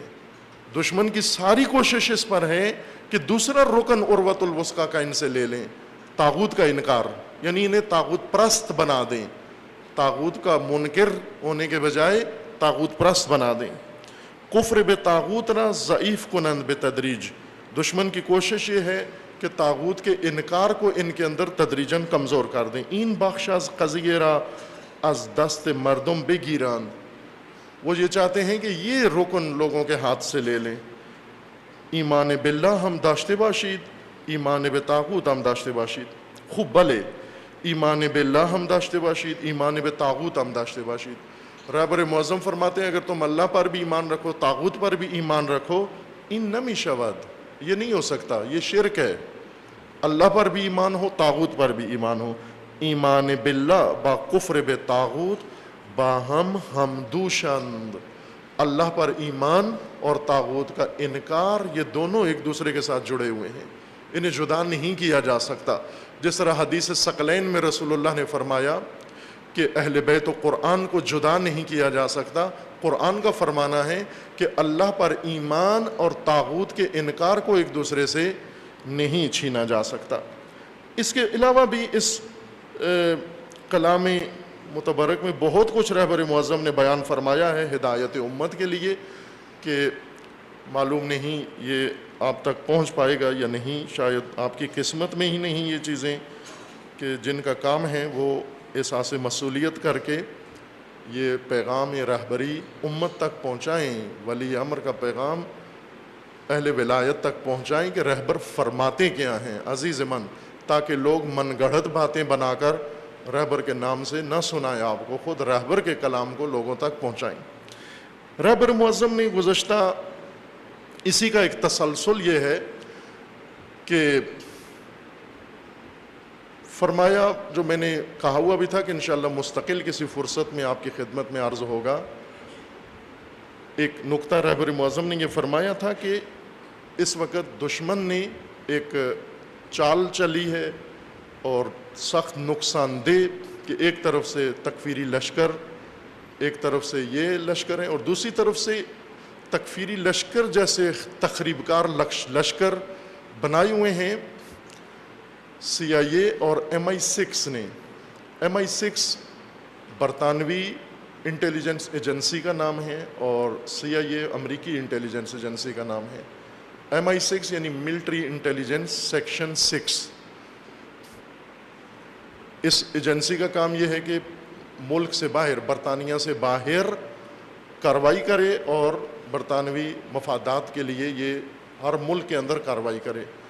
اس ایجنسی کے لیے سب سے کھلا میدان تشیع ہے.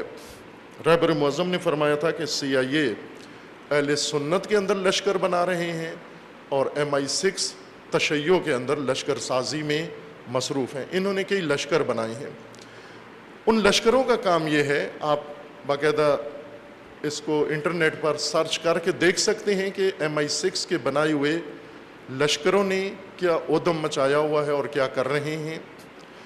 انہوں نے باقاعدہ تشیع کے مقابلے میں تشیع گھڑ لیا ہے، وہ تشیع جس کے اندر فرقہ واریت ہے، جس کے اندر تعصب ہے، جس کے اندر بے حرمتی ہے، ہر چیز کی بے حرمتی، مقدسات کی شروع کرتے ہیں اہل سنت کے مقدسات کی بے حرمتی، کرتے کرتے پھر تشیع کے مقدسات کی بے حرمتی، اور اس بے حرمتی میں سر فہرست فقہا، مراجع، رہبر معظم امام خمینی اور علماء، ان کی بے حرمتی اس لشکر کے سر فہرست کاموں میں شامل ہے۔ MI6 نے جو لشکر بنائے ہیں، انہوں نے جو کام کیے ہیں، میں حرج نہیں آپ کے سامنے، چونکہ پاکستانی قوم میڈیا نے اتنی کنفیوز کر دی ہے اور پیشہ ور خطیبوں ذاکروں نے اتنی کنفیوز کر دی ہے کہ ان کو جب تک کھول کے بات بتائیں پھر بھی متوجہ نہیں ہوتے، چونکہ ہونا نہیں چاہتے متوجہ، پھر اس طرح اپنی حالت ظاہر کرتے ہیں کہ گویا ابھی بھی سمجھ نہیں آئی بات۔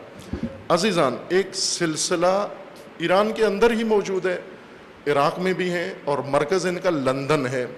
لندن سے ٹی وی چینل ہیں، سلام ٹی وی ہے، ایک ٹی وی کا نام ہے، ٹی وی چینل کا امام حسین ٹی وی ہے، اس طرح کے مقدس ناموں کے ساتھ انہوں نے ٹی وی چینل رکھے ہوئے ہیں جن کا کام صبح و شام فحاشی ہے، دن بھر فحاشی کرتے ہیں دوسرے مذاہب کے خلاف، اور رات بھر فحاشی کرتے ہیں تشیع کے مقدسات کے خلاف۔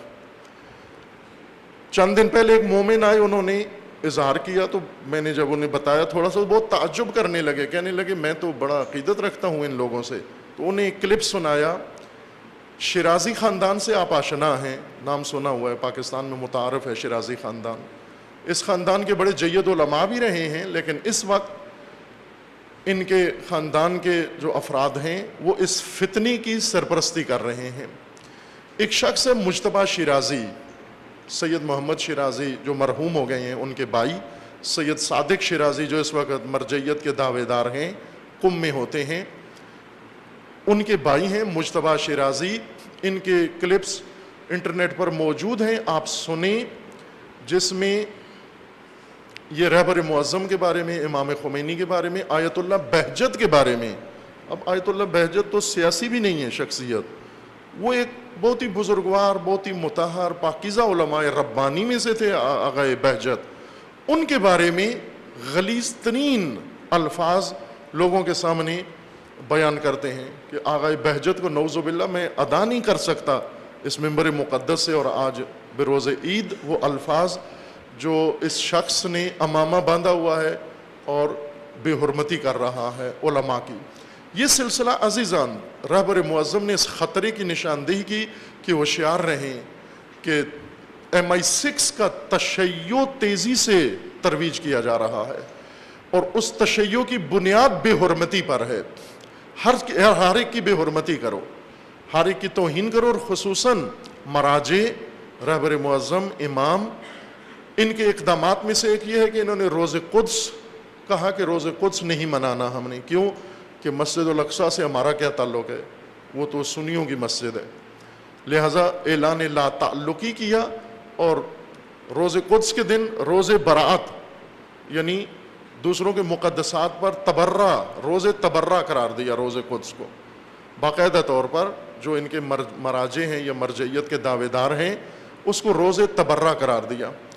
اور ہفتہ وحدت چونکہ امام خمینی نے اعلان کیا، از جملہ روز قدس ان کا کام نعوذ باللہ امام خمینی پر تبرہ کرنا ہے، اور یہ کرتے ہیں، پاکستان میں بھی کرتے ہیں، ان سے کروایا جاتا ہے، اور بعض ان کے سپورٹر بھی ہیں، انہیں مدد بھی دیتے ہیں، باہر سے مدد دیتے ہیں۔ یہ تشیع رہبر معظم نے جب نشاندہی کی ہے کہ ایک فتنہ عظیم تشیع کے اندر MI6 کی سازش سے تشیع کو کمزور کرنے کے لیے، چونکہ تشیع کی طاقت سے MI6 برطانیہ امریکہ لرزے میں آ گیا ہے۔ آپ جانتے ہیں کہ تشیع کتنی تیزی سے طاقت حاصل ہوئی، اور آج سب کے سب بوکھلائے ہوئے ہیں تشیع کے مقابلے میں، جہاں عراق میں، یمن میں، شام میں، لبنان میں، ہر جگہ پر تشیع کی قوت کا مظاہرہ جب انہوں نے دیکھا تو حربہ یہ استعمال کیا کہ تشیع کے اندر فتنے قائم کرو،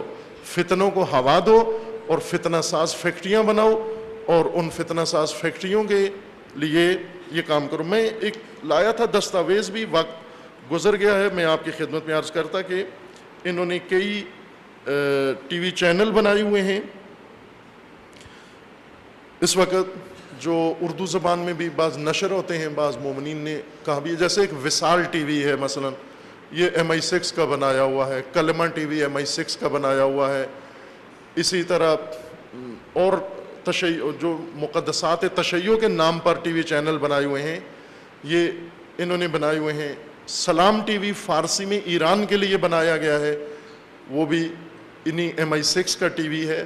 ان کا کام, علامت یہ ہے, میں کوڈ آپ کو بتا دیا ہے کہ ہر وہ ٹی وی جو فتنہ, فرقہ واریت اور بے حرمتی کو پھیلا رہا ہے, یہ شیطانی ٹی وی ہے اور یہ شیطانی لوگ ہیں, اور یہ مل کر اس وقت عالمی سطح پر پلاننگ کے ساتھ یہ کام کر رہے ہیں. ان کی طرف دھیان رہے. عالمی حالات میں آپ مطلع کسی حد تک ہوں گے اور شاید نہ بھی ہوں, چونکہ میڈیا نہیں بتاتا عالمی حالات. یمن کے حالات میں اور شام میں, لبنان میں اور عراق کے اندر جو صورتحال ہے, اس میں بظاہر تھوڑا وقفہ آیا ہے اور صورتحال ظاہراً پیچیدہ ہے. یعنی بجائے جنگی عملیات کے سیاسی و ڈپلومیسی کی جنگ اس وقت ہو رہی ہے. سوریہ میں ایسی علامتیں ہیں روس کی مداخلت سے کہ سوریہ میں ابھی یہ مذاکرات شروع ہو جائیں گے, اور شاید مذاکرات کے ذریعے سے مسئلے کو کچھ عرصہ اور ٹائم لیں, اور اس مذاکرات کے دوران تقویت کر کے پھر دوبارہ شاید جنگی حکمت عملی پھر شروع ہو. لیکن سوریہ میں ان کو پسپائی ہوئی ہے تکفیری لشکر کو. عراق میں تکفیری لشکر پسپائی کے بالکل قریب جب پہنچا تو وہاں شیطانی عمل یہ شروع ہوا, یہ تأثر دیا گیا کہ عراق پر ایران قبضہ کرنا چاہتا ہے. عراقیوں کے اندر یہ بات پھیلائی گئی, حتیٰ شیعوں کے اندر, کہ عراق پر ایران قبضہ کرنا چاہتا ہے, اور انہیں یہ بتایا گیا کہ ہمیں داعش کا قبضہ منظور ہے لیکن ایران کا قبضہ منظور نہیں ہے, چونکہ ایران عراق جنگ ہو چکی ہے, پہلے دشمنی ہے اور کافی دیرینہ ان کے اندر مسئلے ہیں. بعض عراقیوں نے یہ نعرہ لگایا ہے کہ بے شک داعش کربلا میں آ جائے, ایران کربلا میں نہ آئے. داعش نجف آ جائے لیکن ایران نجف میں نہ آئے. اس طرح کی حساسیت انہوں نے عراق کے اندر پیدا کرنا شروع کی ہے. اور دیگر کچھ مسائل ہیں جو ہمیں نہیں معلوم کیا ہیں, جن کی بنا پر وہاں یہ فتنہ جو سرکوبی کے بالکل قریب جا پہنچا تھا, وہ کچھ عرصے کے لیے وقفے کا شکار ہو گیا ہے. یمن میں آل سعود نے تباہی مچا دی ہے, یمن کو ویران کر دیا ہے, لاکھوں لوگوں کو شہید کر دیا ہے, اور تمام یمن کا انفراسٹرکچر تباہ کر دیا آل سعود نے, اور ابھی بھی دستبردار نہیں ہو رہے. لیکن انہیں کوئی مقصد حاصل نہیں ہوا. یمن ویران کر دیا, عوام کو قتل عام کیا, عورتیں اور بچے انہوں نے نیس کیے, مکان ان کے خاکستر کر دیے, لیکن انہیں اپنا مقصود حاصل نہیں ہوا. 1 انچ بھی انہیں کوئی کامیابی وہاں نصیب نہیں ہوئی یمن کے اندر. نہ مقابل فوج حوثی ان کے سامنے مغلوب ہوئے, نہ انہوں نے ہتھیار پھینکے, نہ عقب نشینی کی, بلکہ جہاں جہاں پر وہ قابض تھے یا مسلط تھے وہاں وہ مسلط ہیں. یہ منحوس جنگ جو آل سعود نے شروع کی ہے, امید ہے کہ اسی میں اس کا خاتمہ بھی ہوگا اور اسی میں غرق بھی ہوگا انشاءاللہ. نقطہ دیگر جو پاکستان کے حوالے سے آپ کی خدمت میں عرض کرنا ہے کہ پاکستان میں دہشت گردی کے خلاف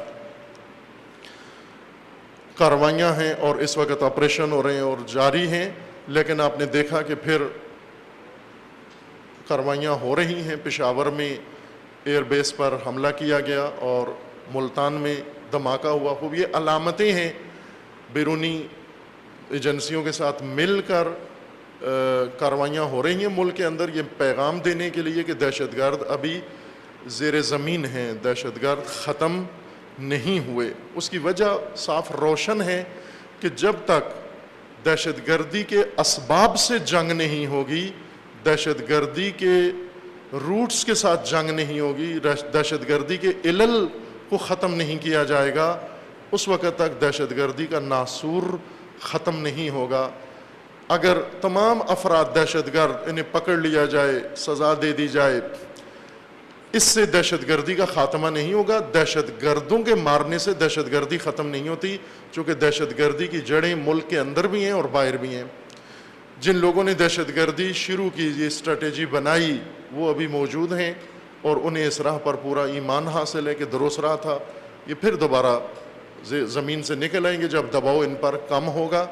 دہشت گردی کی خلاف جنگ بنیادوں سے ہونی چاہیے، مطالعات کے بعد اور دقیق مطالعات کے بعد، جس میں ماہرین موجود ہوں جو تشخیص دے سکتے ہیں، اسٹریٹجک مطالعات کے ماہرین، کہ دہشت گردی کے اصل روٹس کیا ہیں۔ میڈیا کو نہ دہشت گردی کی امامت سونپی جائے۔ میڈیا کی مدد سے دہشت گردی، چونکہ میڈیا نے دہشت گردوں کو ہیرو بنایا ہے، وہ اس نے پروان چڑھایا ہے۔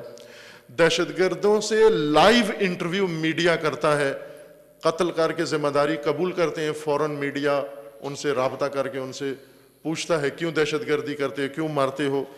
میڈیا پہ بلا کے پوچھتے ہیں کس کو کافر سمجھتے ہو، کس کو نہیں سمجھتے ہو۔ دہشت گردوں کے سرغنوں کو بلا کر میڈیا انٹرویو کرتا ہے، انہیں پروموٹ کرتا ہے، انہیں لوگوں کے سامنے متعارف کرواتا ہے، ان کی لاجک دنیا کو سناتا ہے، ان کے دلائل، ان کا دفاع کرتا ہے میڈیا۔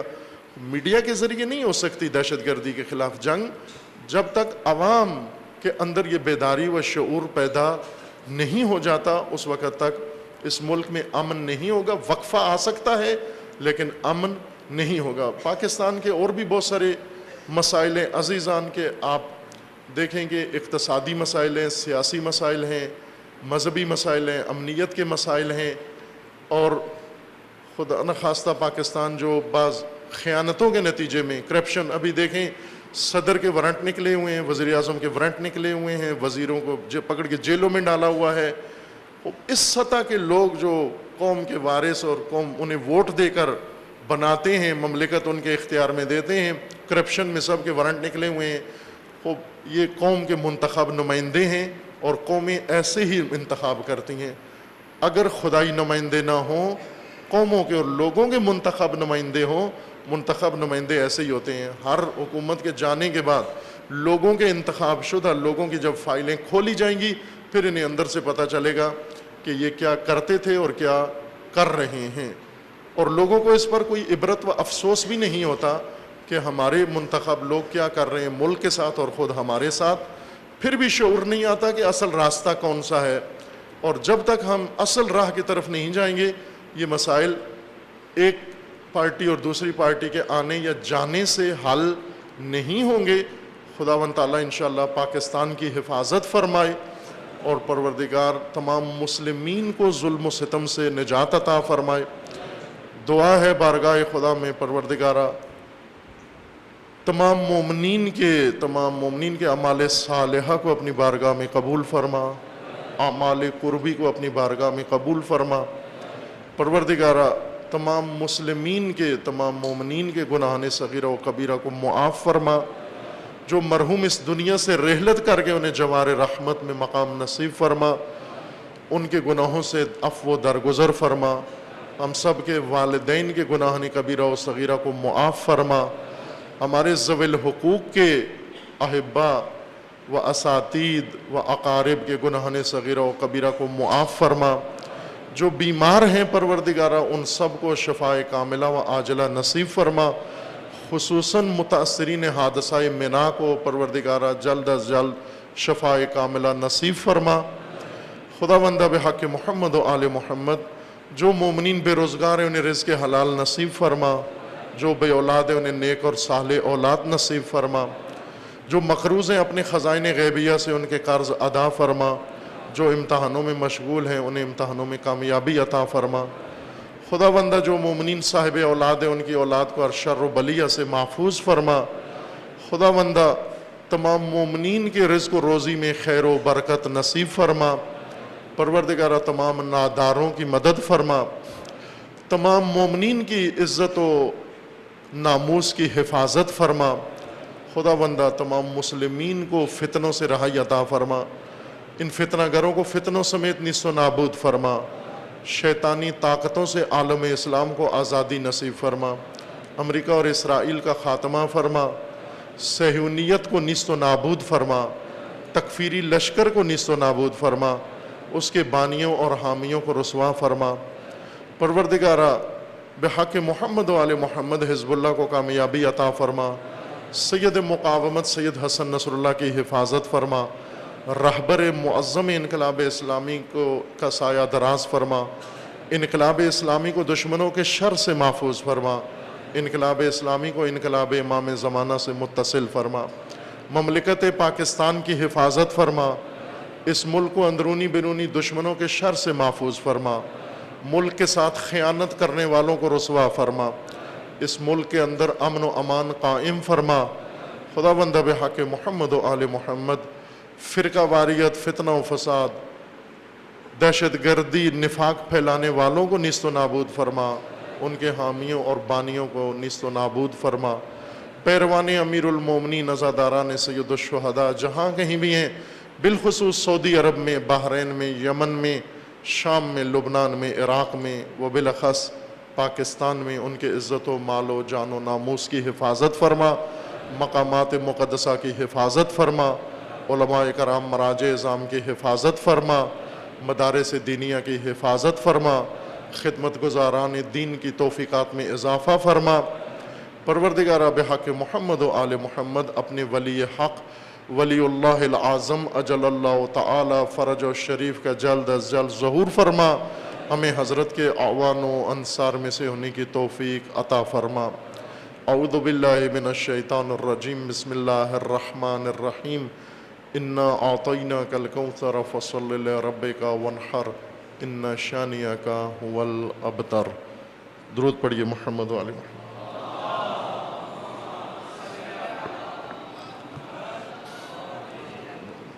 है जो अभी तक नहीं ऐलान हुई, लेकिन बाज़ न्यूज़ एजेंसीज़ के मुताबिक कि 1,500 के करीब मिना में, बगदड़ में और इस आले सऊद के इस जनायतकाराना अमल के नतीजे में ज़ायरीन बैतुल्ला व ज़ियूफ़ुर्रहमान अपनी जानें कुर्बान कर बैठे हैं। रोज़े कुर्बानी हमारी दुआ है कि खुदावंद तबारक व तआला इन ज़ायरीन को परवरदिगार जन्नत में मकाम नसीब फरमाए, इन्हें अपने जवार रहमत में मकाम नसीब फरमाए और इनके सोगवार ख़ानदानों को परवरदिगार सब्र व इस्तक़ामत अता फरमाए इंशाअल्लाह। और यही मज़लूम जो वहाँ पर बद इंतज़ामी के नतीजे में और सूए मुदीरियत व शायद तअम्मुदन अमदन इस हादसे का शिकार हुए हैं, खुदावन इनकी मज़लूमियत के तोफ़ैल इस जनायतकार ख़ानदान से हरमैन को भी आज़ाद फरमाए और मुस्लिमीन के मराकज़ को परवरदिगार आज़ाद फरमाए इंशाअल्लाह। बहुत ही दर्दनाक वाक़या रुनमा हुआ है, मैं दूसरे खुतबे में इंशाअल्लाह इसकी तरफ इशारा करूँगा। खुतबा अव्वल में हुक्म है खुतबा नमाज ईद जो जुज़ नमाज है। जानते हैं आप कि फ़ुक़हाए इमामिया ज़माना ग़ैबत कुबरा में मोतक़िद है, मशहूर कि नमाज ईद ग़ैबत इमाम ज़माना में इमाम मासूम की ग़ैबत में मुस्तहब है। बाज़ फ़ुक़हा के फ़तावा वजूब के भी हैं, जैसे नमाज जुम्मा में मशहूर वाजिब तख़यीरी है, लेकिन बाज़ फ़ुक़हा वाजिब तायीनी के भी मोतक़िद व क़ाइल रहे हैं और कायम करते रहे हैं। बहर कैफ़ बहुत ही अहम मुनासबत है ये। नमाज ईद खुतबा अव्वल में हुक्म है कि कुर्बानी के मसाइल मोमिनीन के सामने ज़िक्र किए जाएं।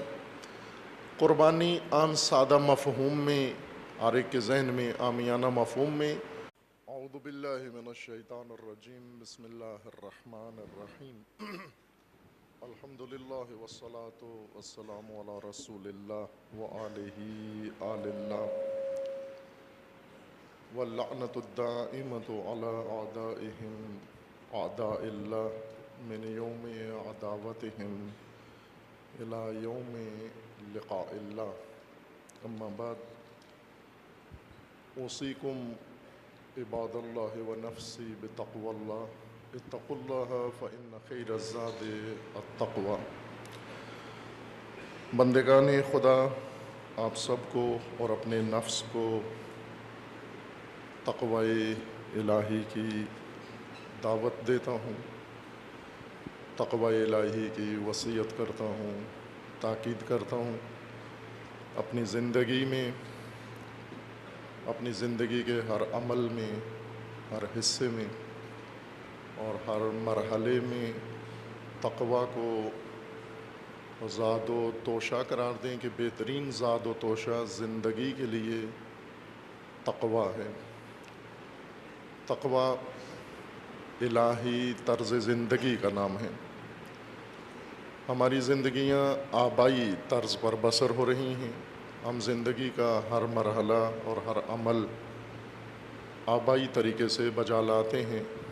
रसूमात आबाई अहकाम व आबाई उसूल हैं जो हमारे आबा से हमें मिले हैं और उन पर हम कारबंद हैं और उनके साए में ज़िंदगी बसर कर रहे हैं। और इन आबाई तरीक़ों ने हमारी ज़िंदगियों का ये हाल किया है जो इस वक्त सब मुब्तला हैं और सब मुशाहदा कर रहे हैं। वो ज़िंदगियाँ जो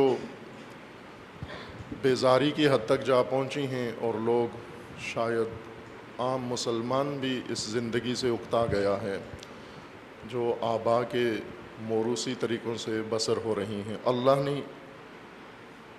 इंसान की ज़िंदगी को मकसूद तक पहुँचाने के लिए और महफूज तरीके से ज़िंदगी गुजारने के लिए तक़वा को निज़ाम मोमिनीन के तौर पर, निज़ाम इलाही के तौर पर मुकर्रर किया है।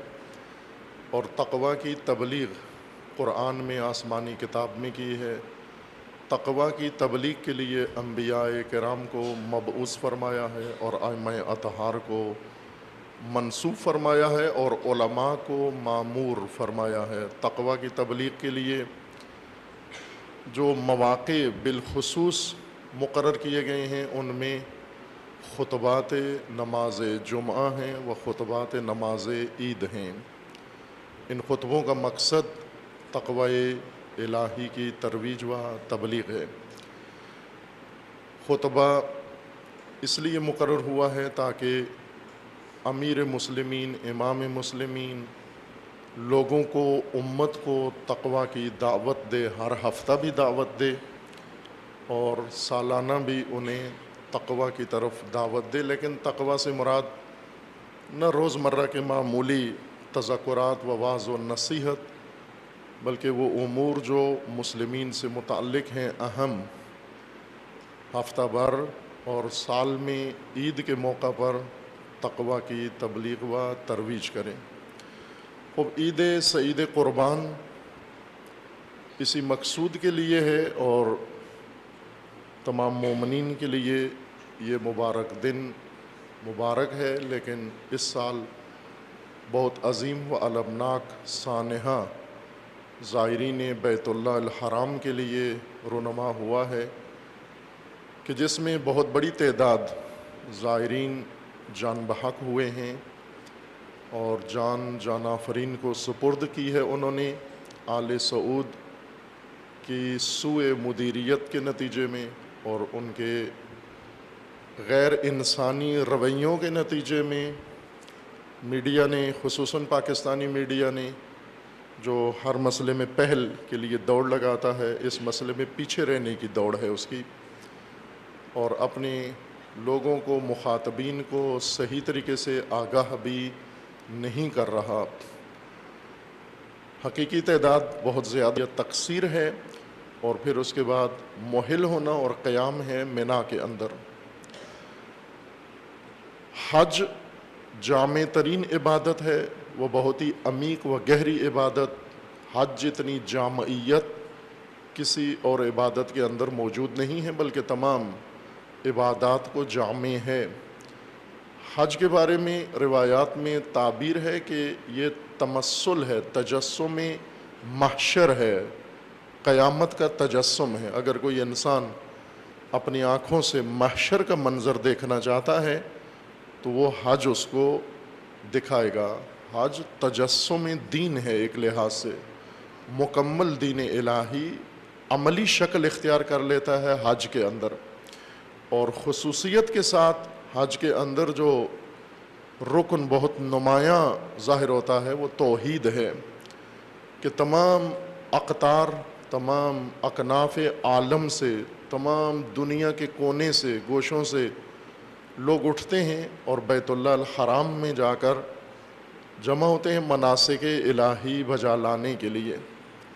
باقی عبادتیں اپنے علاقوں میں ہوتی ہیں، یہ تنہا عبادت ہے جو اپنے خطے میں اور اپنے علاقے میں نہیں کی جا سکتی۔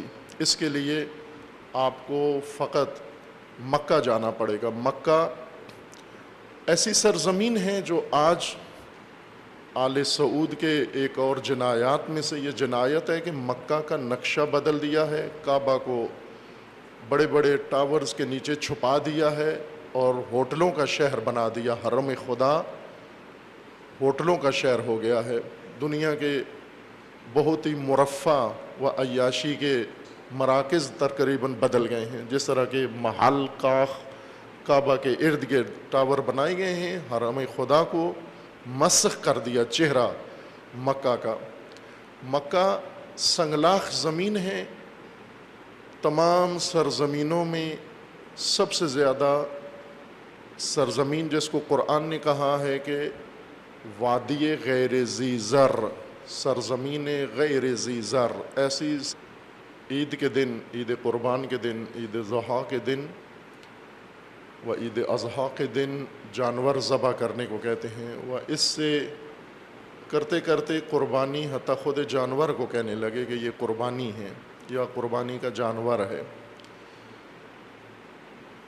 قربانی قرب سے ہے، تقرب سے ہے، وہ عید قربان یعنی عید قرب خداوند تبارک و تعالی، جس میں مومن خدا کے تقرب، قرب الہی کے سفر میں اپنا سفر بہت تیزی کے ساتھ طے کرتا ہے اور مقامات قرب کو پہلے سے زیادہ و دیگر مواقع سے بیشتر طے کرتا ہے۔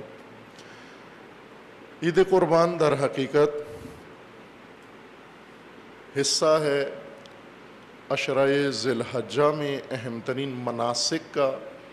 مناسک حج ہیں، مناسک حج سیرت و سنت ہے حضرت ابراہیم و خاندان حضرت ابراہیم کے لیے کہ بیت اللہ کی تعمیر کے بعد اللہ کے حکم سے حضرت ابراہیم خلیل علیہ السلام نے اللہ کے اذن سے اعلان کیا لوگوں کے اندر کہ وہ بیت اللہ کے طواف کے لیے آئیں، بیت اللہ میں مناسک الہی انجام دینے کے لیے اکٹھے ہوں۔